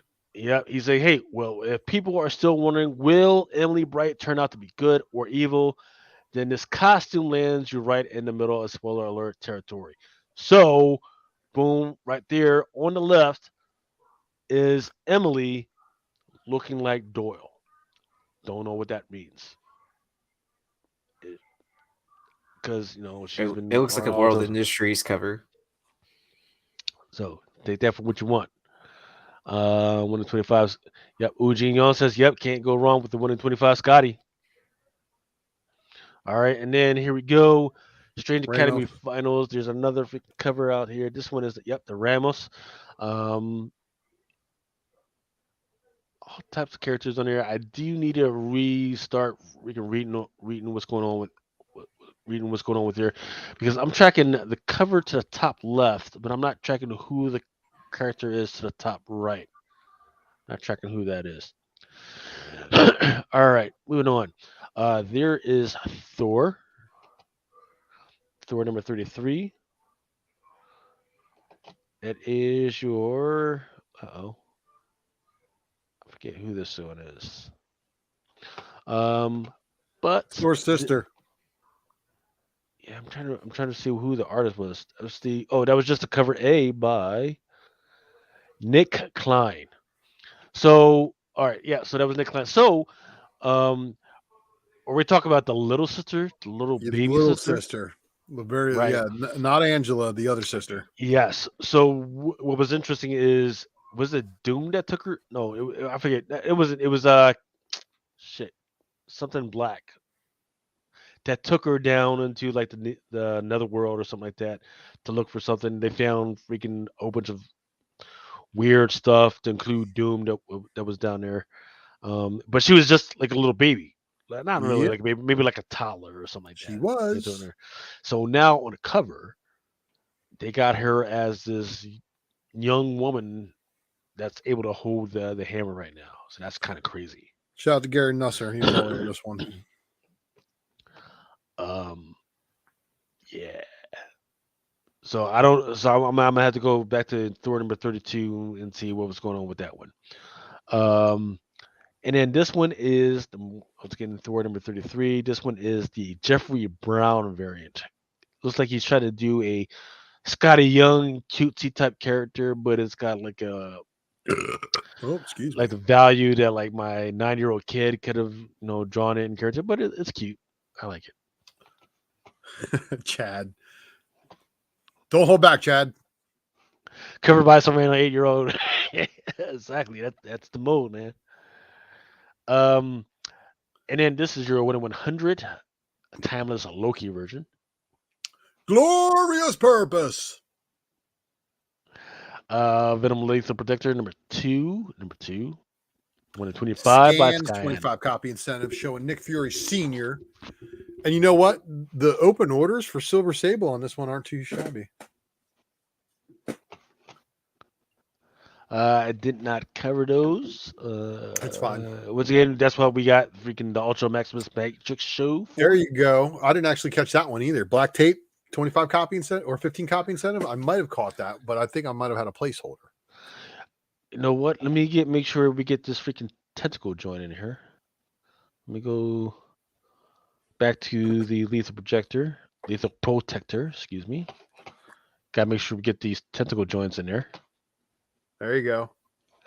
And that one was a Ruan or a DK Ruan. I'm looking at the other ones. The other ones are not that bad at all. Okay.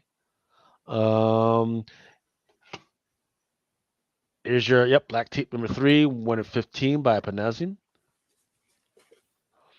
And then there's your Chris Ferguson heavy metal homage. Motorhead. Behold Behemoth number 5, 1 in 25 by Christian Ward. The Harrower number 3, 1 in 15.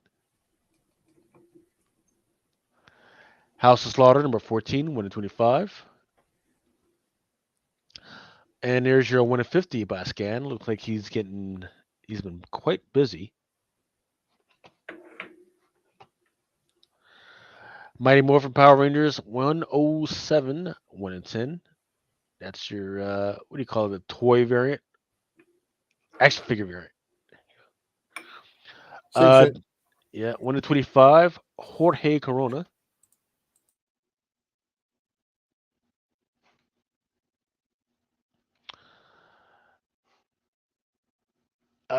There's your Unlockable by Torrin Clark.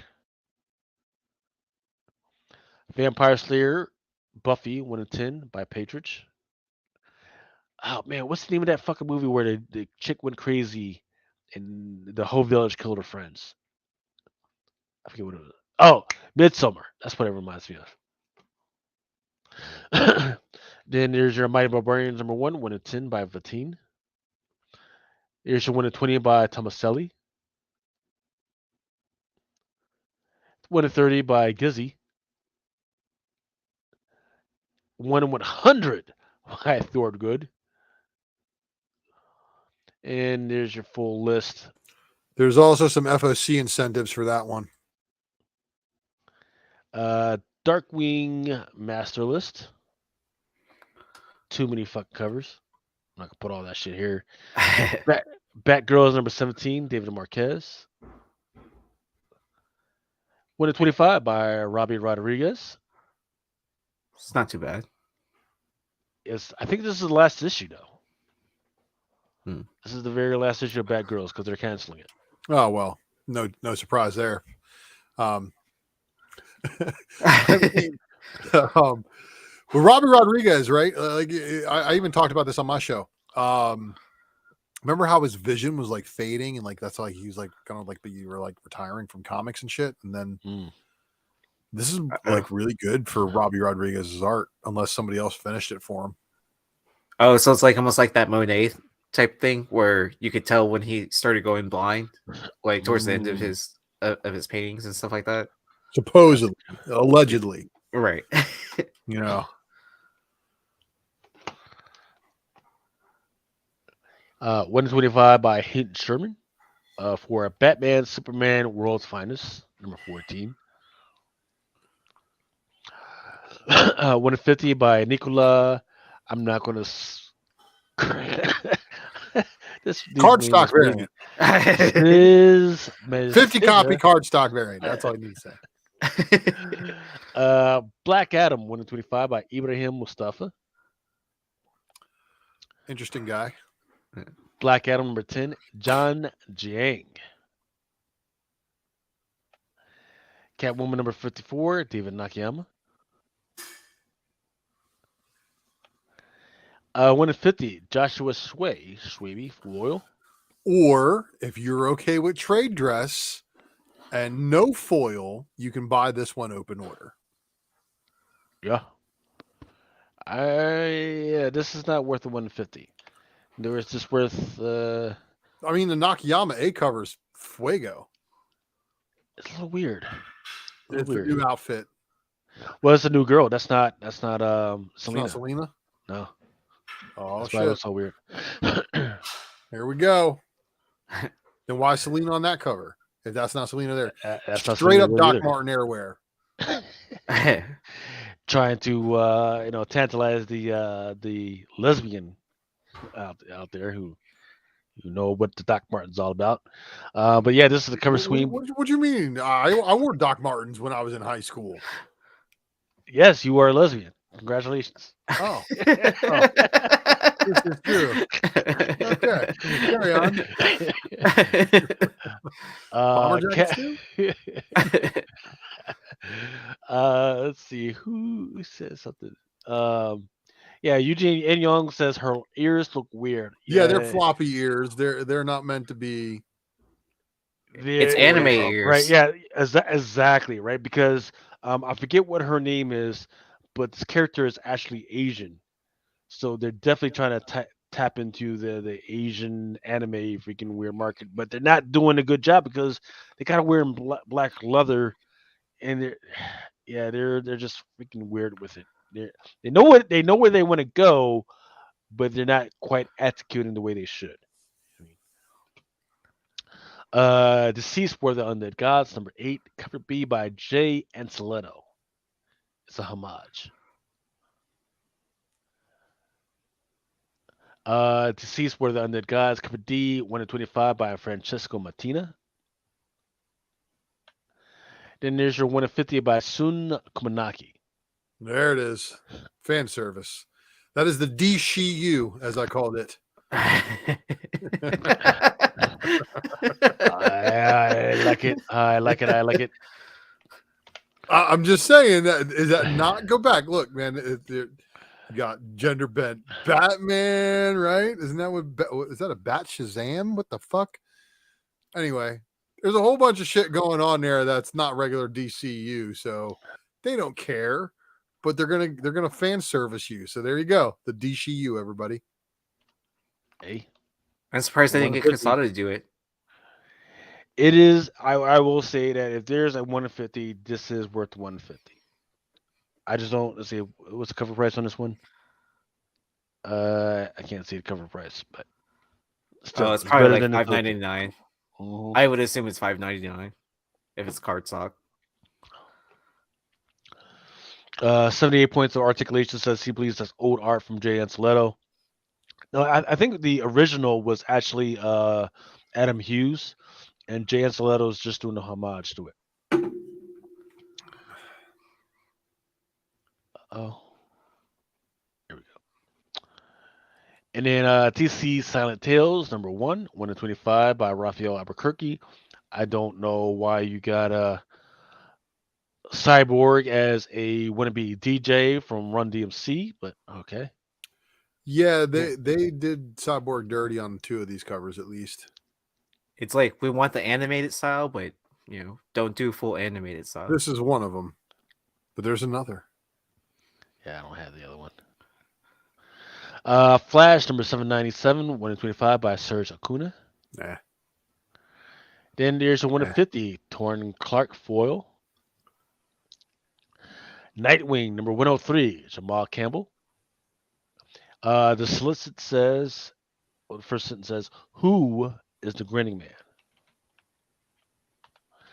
Then there's your Wait, one in do 24. you have the Open Order TV show homage?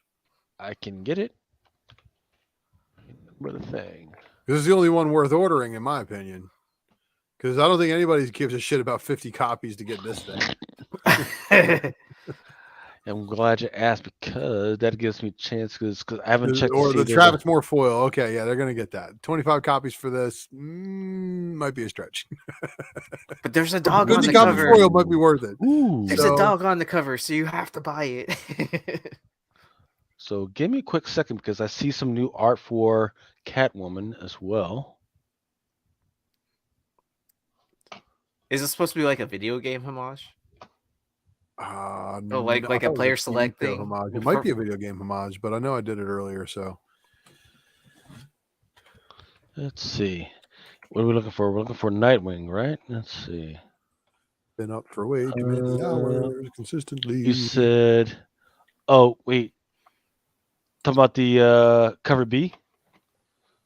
Is that what we're looking at? Yes. The Travis Moore cardstock variant cover. Oh, yeah. I forget what that homage is. There we go. That is a homage to Dynasty. Oh, there you go.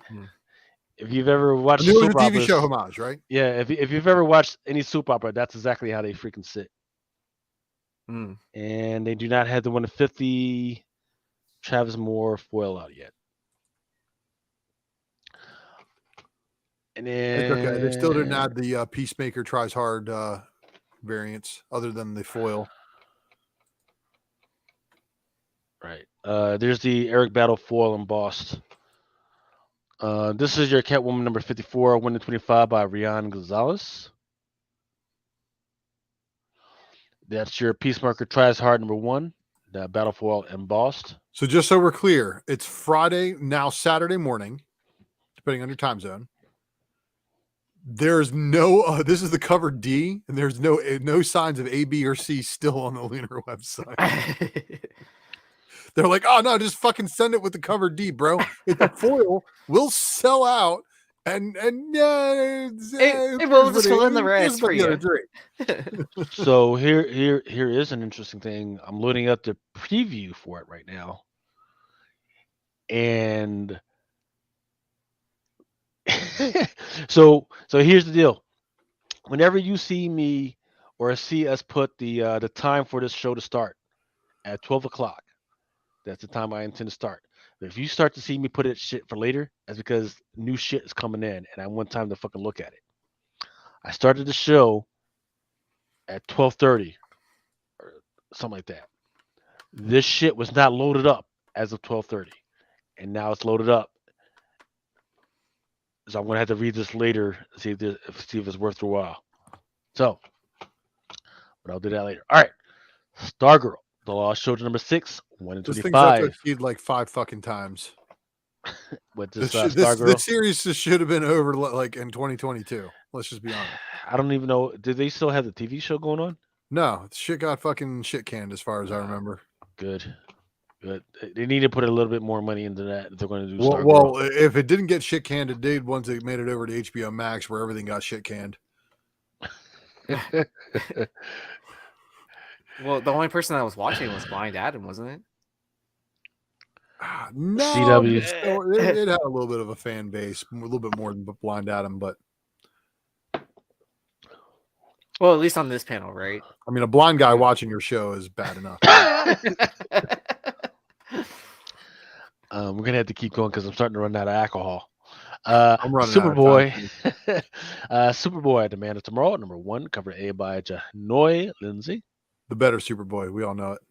Then there's Joe Quinones. So this is Earth 2, right? Not what they're doing. This Superboy, Connor Kent, is on Earth 2. It's yeah. Well, no, it's weird because he came back to Earth 1 and there's no space for him because everything's covered. So he decided that he's going to go off on his own and go out to other planets and help those people out. There is a few first appearances on there, but I cannot tell if we're ever going to see these characters ever again. That's your problem. There's a 125 by Megan Huang. Bunch of whales, Space Whales. but not the ones that Grogu sees. Those are not the whales that will bring you to Ezra Bridger. There's your 150 by Scott Collins. Open order Donna DC Superboy, The Man of Tomorrow. Blank variant. Oh my god.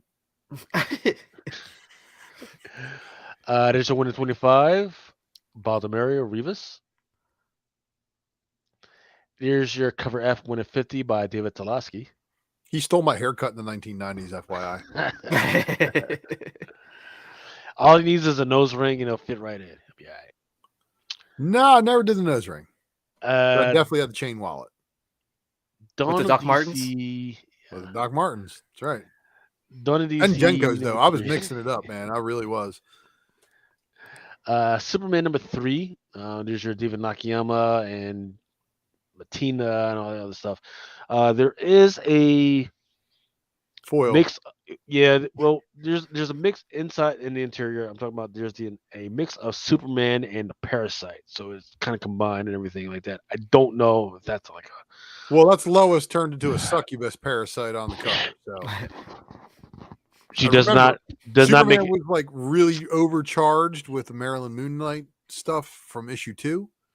So Right. going into issue 3, he had a bunch of extra charge on him, and the parasite's like, ooh. And then there's your cover D by Helene Lenoble. Never saw that before. Zombified. Wonder Woman number 798, 125 by Zu Arzu. Here's your 150 by Yannick Paquette, foil. Here we go Money- again. Money Shot comes again. Number 1, 150 by Alexis Flower. You got the Infinity Gauntlet homage? Do you remember which? It is the cover B. No, I mean which. Shit. Which company this was by? Vault.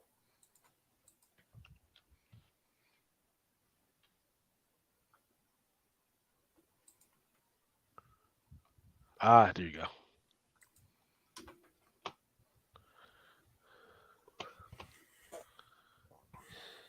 There you go. Yeah. Yep, Money Shot comes again. Number 1, cover B by Tim Seeley. Open order.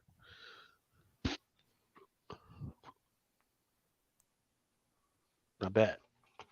Not bad. And I don't know what it is about space whales and space sharks and space unicorns and all the other shit, but it's got it all here. But what about fork tongue aliens?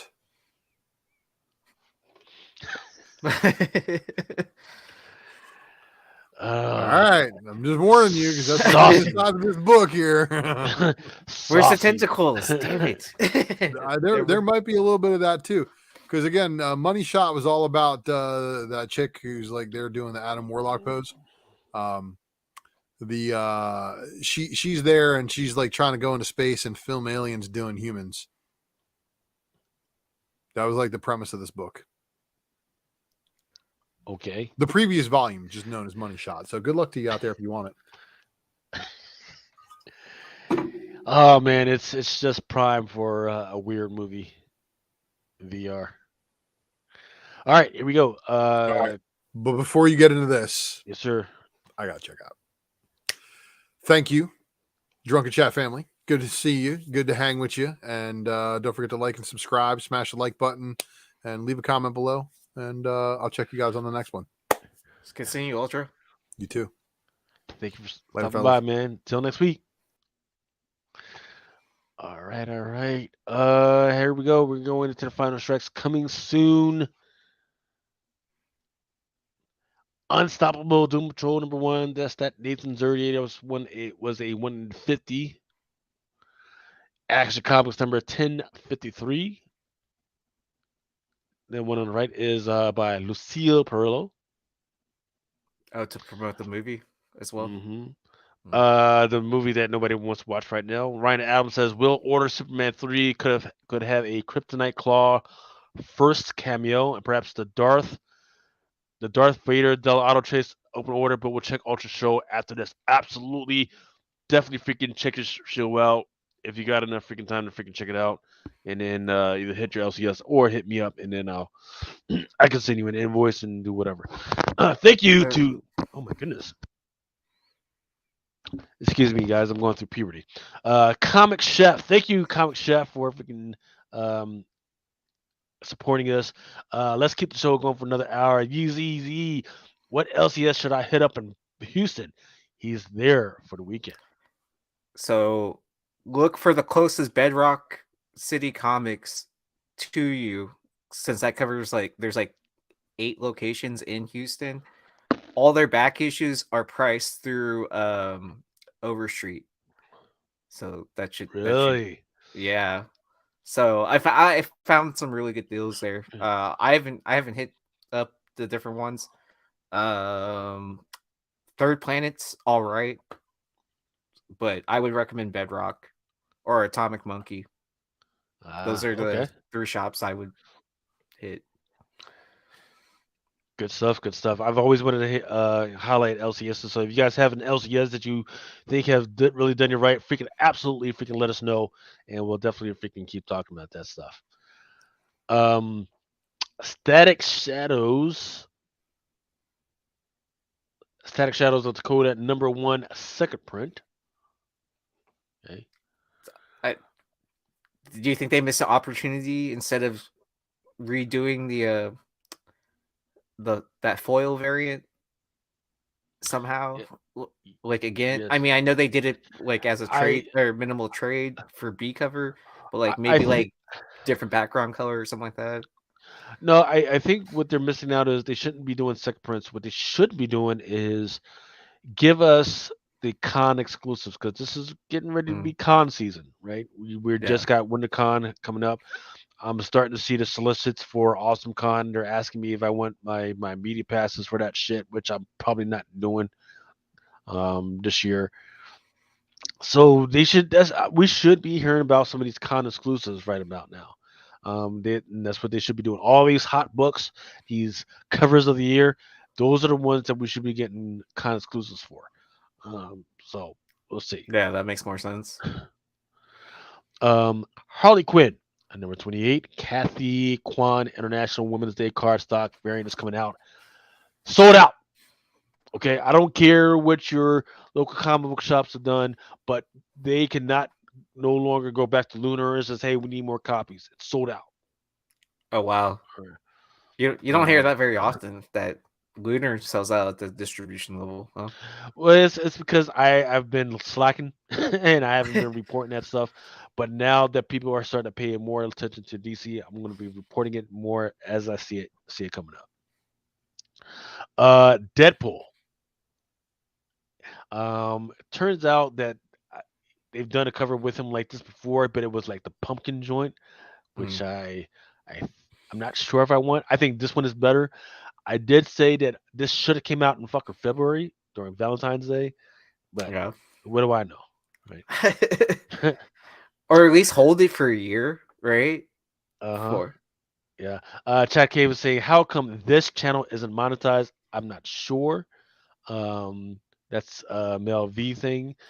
Comic Crusaders is monetized, so if you do want to, help us out, if you can either donate money or sometimes it just helps us out if you just go over there for 10 seconds, you know, write say a something in chat, say something and then just bounce back and hit come that back like. up.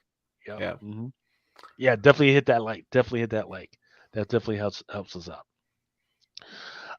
Daredevil #9, the winning 25 by Ba. That one's coming out this week. Love this cover. I like this too. That Daredevil, Alex Ross. She looks like she's either looking at you like she's getting ready to fuck you up, or or she's gonna like fuck you out, or like like you like she's done asking you to take out the trash for the millionth time, and she's looking at you to pick up the vibes on this motherfucker. I mean, Or it's like that girl that you asked at the bar, like, did you want a drink? And then she already said yes to you once.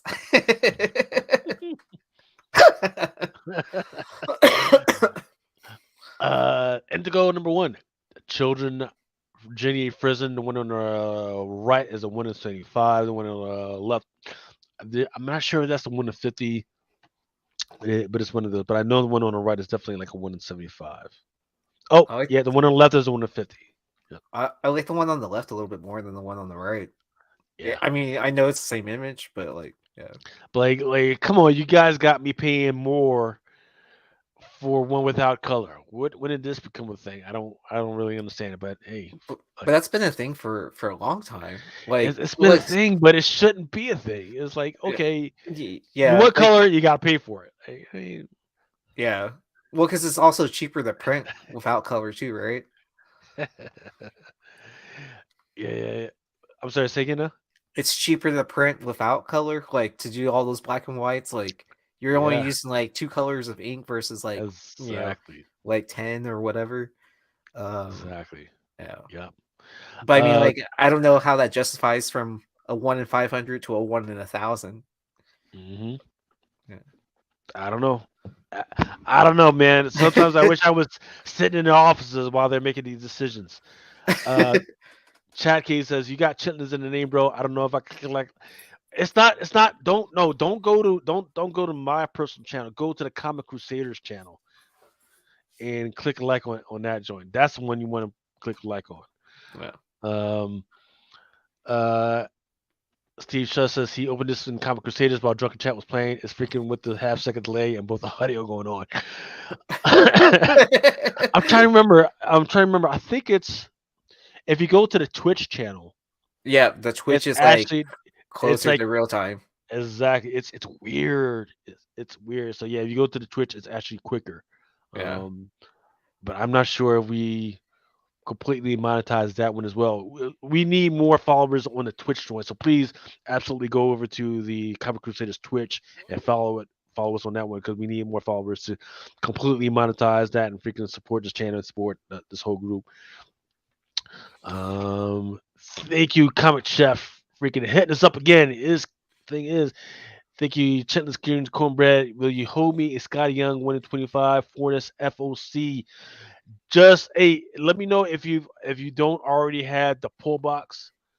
Definitely freaking if you don't freaking hit me up on freaking my Instagram on Chitlins and then freaking we can set it up and I can send you the invoice and everything because once again I like to make sure that I send that stuff, make sure we get the payment in and all that stuff together. But yeah, freaking we could definitely do. I don't hold stuff. I make sure I get that order in so there's no ambiguity. Oh man, freaking thank you, Chad K. Cornbread on YouTube. See, That's awesome. hey, as long as you're not searching for cornbread on PornTube or any of those other fuckers, you'll be all right, man. Don't search for chitlins greens and cornbread on freaking YouPorn and what's the other name? What's the name of the famous one? Porn Oh, Hamster and all Pornhub. the Pornhub. Yeah, don't do that. Don't do that to yourself. you will fuck your whole weekend up. um.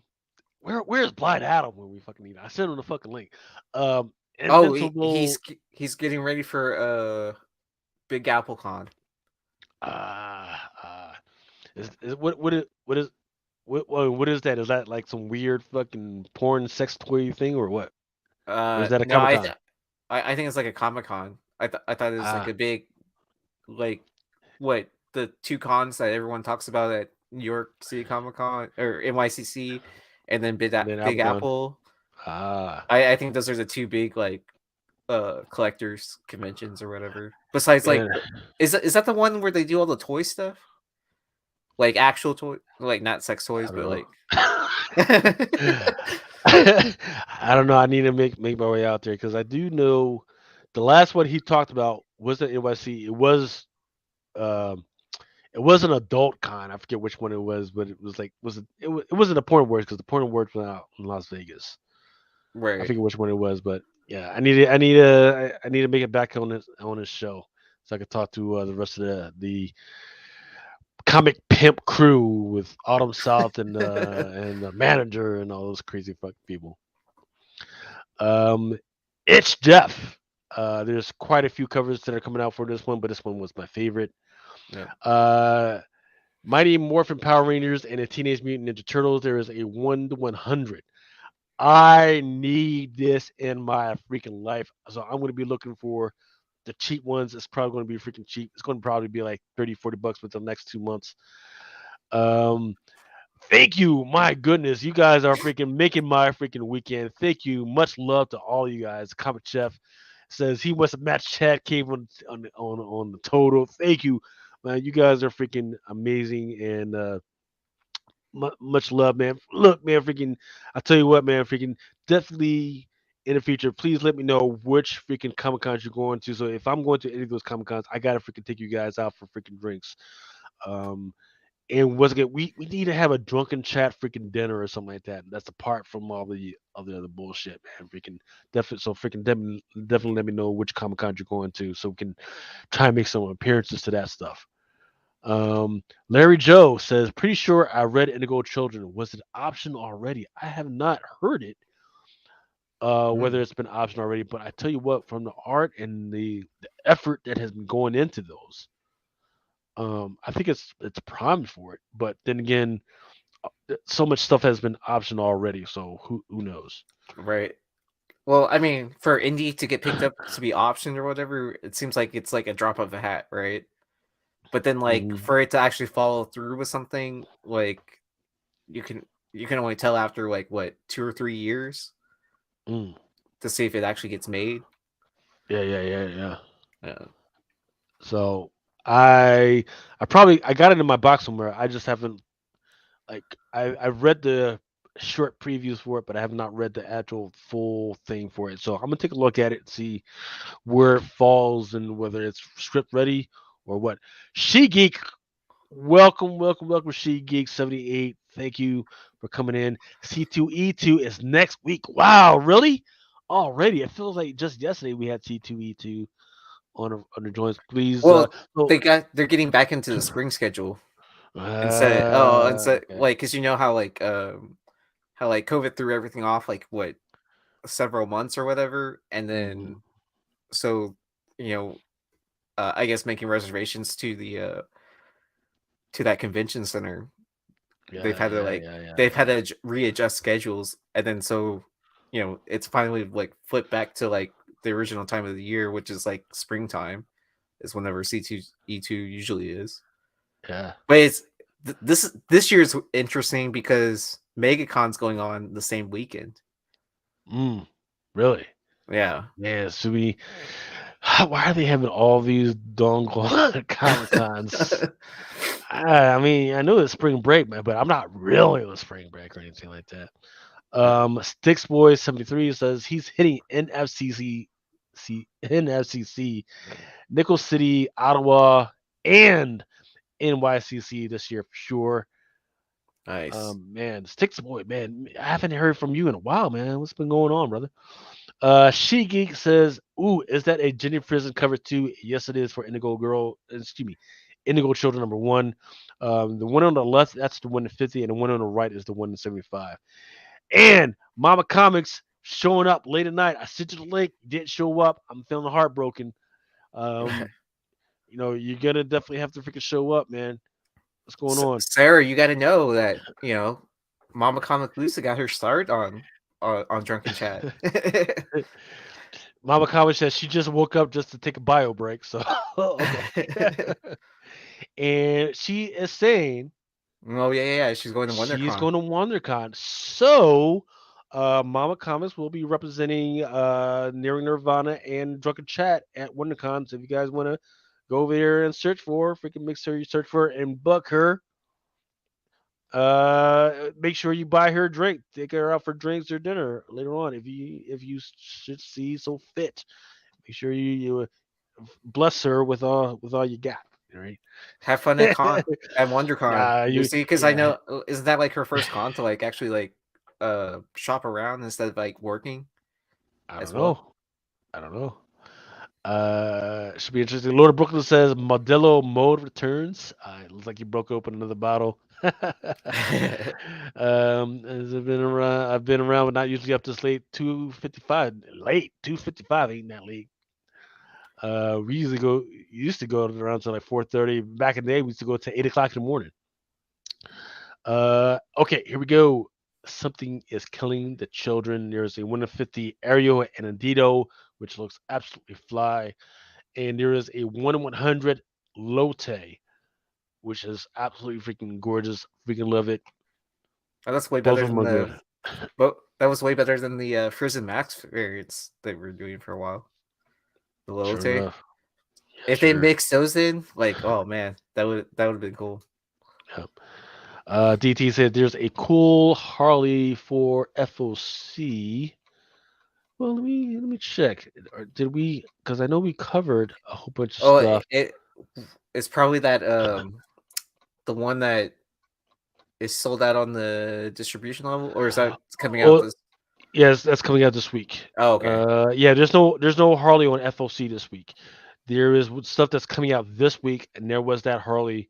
There's like a couple of 2 or 3 Harley covers, just like the one of her on the freaking bed in a nightgown, whatever. That's pretty nice.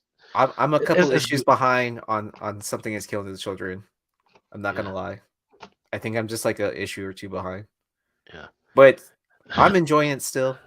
Yeah, I imagine that as a hardcover or a trade paperback, it's amazing. But trying to follow it up with every single issue week to week is like, oh my goodness, Yeah, my I, goodness. I like to build up a couple issues before just like instead of reading it week to week Hmm. or month to month. Star Wars, High Republic number 7, 1 in 25, Zurcher, and yep, Eugene In Young is definitely talking about the one where she's on the bed. Then there's the Star Wars High Republic Blade number 4, 1 in 25. My This one is intriguing to me. There's a toy. It's called Toy by Kingspot. Cover D version hollow foil. That one's going for 19.99. It's still in stock, but it's low on stock. And then the one that's to the right, that's the Mario Brothers homage. That one is low on stock as well. And that one's like right price. I think it was like 3.99 or 4.99 or something like that. I like how they got the text right on the toy part with the Mario stuff, but I don't know. It looks kind of cheesy. Yeah, King Spot. Who knows? I'm still waiting for a bunch of other freaking titles from King Spot that haven't come out. Like the what's her name? The Amber Heard shitting on a freaking bed thing. I've been Oh still yeah, waiting on that one. yeah. So But that was on FOC like how many times though before? a lot, and it still hasn't freaking come out. So oh my goodness, thank you so much, Steve Shush. Says the channel makes my Friday work nights fly by and be excited to go to work. Don't know of any other comic channels to hang out with me late like you guys do. Just wish I was drunk too, man. Freaking, you know what, man? Sometimes when you get off of work, man, you're just gonna have to come on the show, man. We definitely encourage that if you guys have like 5 or 10 minutes that you guys come on the show, you just can't be talking shit. We don't allow that. But definitely come on, hang out with us, and just do the thing, man. Like yeah, like so some of y'all just be crazy, like man, I gotta put my makeup on, man. I don't give a fuck, man. I'm not trying to fuck you. I'm not trying to fuck you. We're just trying to fucking hang out, man. What the fuck y'all talking And about, you're man? on a tiny screen anyways by the time like we're showing something, so like you Yeah, can't it's see not all that all work. about you. Yeah. Yeah, it's not all about y'all. Crazy. But thank you very much, Steve Strauss. Thank you, thank you, thank you. I like your little what's that? Beastmaster? Battle Beast. Battle Beast. We can Batteries. do it right. Yep. Nice. Um, Venom Lethal Protector Momoko. Okay. There's your Alex Ross Venom Timeless. Mama Comics. uh, we want to look good though, haha. Yeah, Mama, I get it for you, the gals, but what's up with the dudes? Talk about they need to freaking freshen up, but like motherfucker, what the fuck you talking about? You it's know, it's like it's like you get me how you get me. It's yeah, like you're lucky I have a shirt on right now. yeah, exactly, man. Fucking like fucking heartless. That's why he stopped fucking showing up, man, because he just wanted to come up with like no shirt on, with hairless and shit, and like and fucking just be how it is. And I loved him for that. Now he's grown up and he's all shy and shit, man. Oh, I'm working. Like, motherfucker, stop lying. You ain't fucking working at no damn 2 o'clock in the morning. Shut the fuck up. So X-Men Unforgiven #1. There's no new characters in this joint, but I don't know who these people are on this cover. It looks like the pack. Like was it the Power Pack? I think that's the name of the freaking group, Oh, the little okay. kids group. Yeah. But they're not. I've read this. They're not in the fucking thing, so I don't know what's going on with that. That's very interesting. So for those who don't know, X Men Unforgiven, it's a story about these vampires that not Blade or anything like that, but Jubilee. She has these friends that are vampires and they're all doing their own thing. She meets back up with these guys to help, ask them for help. Um, Was that from and the X-Men 92 run? I don't Isn't that when remember. Jubilee I became don't a know. vampire in that? You're right. Yeah, yeah, exactly. But she met up with a group. She became part of the Unforgiven after that, and that was a whole thing. Oh, Then they okay. dropped that. Now they brought that group back up. But they're not actually Um, in the storyline? those guys are in the storyline. Oh, okay. These guys who are the Power Pack are not. So I don't Oh. know why they're on the cover. So that's interesting. So, Mm. I had to order me at least one because I want to know what the fuck is going on Just with to see these. what's going on. Yeah. Yeah, I mean, But I I've mean, already read it. So that's the thing. I've already read it. I've already read it. mm, They're not in there. They're not in yeah. there. It's the fucking thing. So Oh, I'm so just wondering so you why. need to read up like follow-up issues or something like that to Yeah, see if I they end don't. up Yeah, in. exactly. I don't want some crazy shit to happen, like where, oh shit, all of a sudden the Power Pack are vampires or some shit.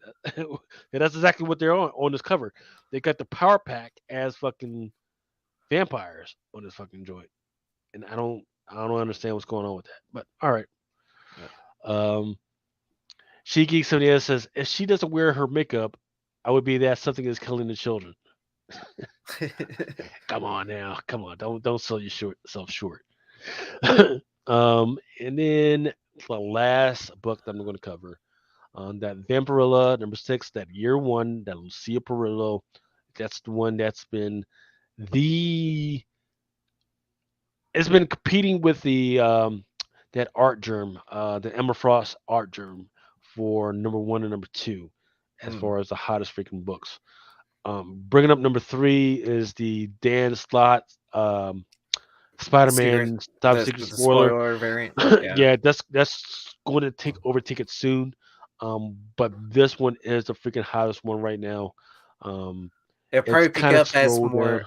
The spoiler variant will probably pick up more like whenever the Yeah, art's revealed. exactly. The week, I guarantee you, the week before, week right, week right as it's coming out, that's when people are going to. Oh yeah, let me go ahead and fucking order that shit and freaking order a whole bunch. Yeah. But that shit's been fucking fire. Um, this one has been out there since like November, right? And it's been Right. selling And it steadily. and it's doing the dynamite treatment too as well, right? Like where Hmm there's a virgin There, version of this, a right? There's foil, like an exactly ultraviolet, whatever. right, and there's like a 50. There's going to be like a $50 to $100 joint that's out there. Oh, where it's like a So metal cover or some shit like that. right, so that's the one we definitely one you might want to do. Um, so once again, the reason why people are going hot after this one is because she's pregnant right now. She's going to have the baby supposedly in this issue right now. Plus, put that on top of the fact that there's a Lucia Perillo. This is a Lucio Perillo. It's got his covers that include me. That's out there. So it's got all types of things. And trust me, there's it's not going to have any type of shortage on the stuff for this one. This one has been hottest. This is the one where you make your freaking money. This one right here, I made a couple ducats off of this fucking cover right here. So after it comes out, I just don't know what's going to happen. I haven't seen the numbers on like the 1 in 30 or the 1 in 40 yet, so it's going to be interesting to see where that Mm. falls in after that actually comes out. But yeah, this one Yeah. comes out this week, so if you're interested, grab it. So do you feel like it's since it's been so well known, talked about and stuff like that, that it'll have that initial jump like, oh, I missed it, so I have to buy it, and then it'll like once more and more people have copies, like it'll just kind of trickle down, like in Well, price.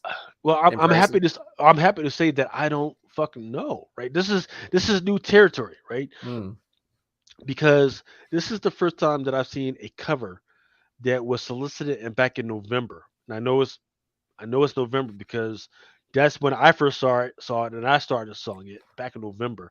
In fact, I had 2 or 3 customers call me this week or send me messages this week like, "Hey, where the fuck is my fucking thing?" I was like, "Bitch, it hasn't come out yet." Because they're pissed off like, "Man, I ordered this back in November." Yeah, you ordered it still hasn't fucking come out, right? Um, it's the first time that something has been solicited for so long, and then it takes so long for it to come out, and the numbers stay as just as strong as when it came out Mm. towards the end of when it's coming out. That I could track and say, "Oh yeah, it's been." If you So, go back so, through all of our drunken chats that I've been doing, where I throw up the Terra Peak research, this one has been one that's consistently been at least in the top 20, if not mm. the top 10, every single freaking time. Do you think it's also other people like they forgot they ordered this cover And almost then they too, order again. or and then they're reordering and they ended up ordering like double or triple of what they initially wanted to order. You know what? It happens all the time, right? Where people um, will order from my shop and then they'll order again, and then they send a message to me like, "Hey man, I forgot that I ordered this already. Could you refund me my money?" So that happens sometimes. I have not gotten any messages on this one yet, where people Mm. are trying to freaking get their money back. Um, but once again, the number is strong on this one. I just don't know after it comes out if people are going to be as rabid about it. Um, because we've got other distractions right now. We've got the Spider-Man top secret spoiler. We've got the timeless joints that are coming out. That one's a hot item. The Disney 23 1/100s. Those are hot items. I forget the other ones that I had out there. Oh, the that Purple Rain, the Ceased homage, Yeah. that Batman joint that's out there. There's all types of distractions that are out there right now that it's going to be hard to see if it's going to survive past when it actually comes out. I think that's what's going to be the most interesting. How many retailers paid attention and kept ordering this like I did? That's what I want to freaking see. Because there's going to be like a whole bunch of shit out there. People are going to freaking lose interest, like, ah, yeah, I've already got it and everything. But or did the retailers pay attention and order their shit? I don't know. Yeah. Larry J was asking when I may say it's limited. Any idea of how limited it is? Yes, usually they put a number of like limited to 2,000, limited to 3,000. They did not put any limitations on this one. In fact, if you give me 20 seconds, let me freaking It punch depends it on into how the. many are returned. when we met that the guy at the retailer summit, Uh huh. he's like, just Yeah, order 1,000, you can return them.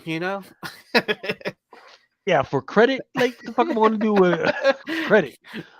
It's like, Yeah. yeah, with that So much credit, like I have enough credit to order books for the rest of the year. oh, it's just wild. And okay, so here's the deal. So the only ones that I see that are limited. So for instance, the Vampirella year number one, number six, the limited version says quantities are limited. Allocations may occur. That's probably like around 2,000, and usually they just push them out to whatever retailers that they freaking want to. It is not sold out for the limited version edition. Um, I'm looking to see if there's anything that's. Yeah, it looks like the only ones that are not able to be ordered right now is like the Essentas, the FOC is ready out there. The one that's most interesting is there is a Timpano original. You can see her; she's really pregnant on that one. But everything else is still ready to order. So don't go crazy. Don't go crazy for any of that stuff yet. So the only ones that are not available for order is the ones that were in census, like the one at 15. That one's actually it's the same art. It's just like a red shaded joint. How many did I order that one? Oh yeah, I ordered enough.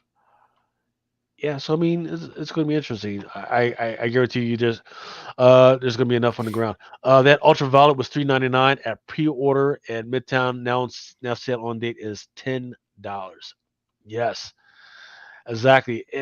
So that's why I always say, hey, make sure you check in with your shop during FOC because it's going to be cheaper. It's going to be a lot easier to forget the numbers. Once you go past FOC and you get into right before it comes out, they got to raise the prices.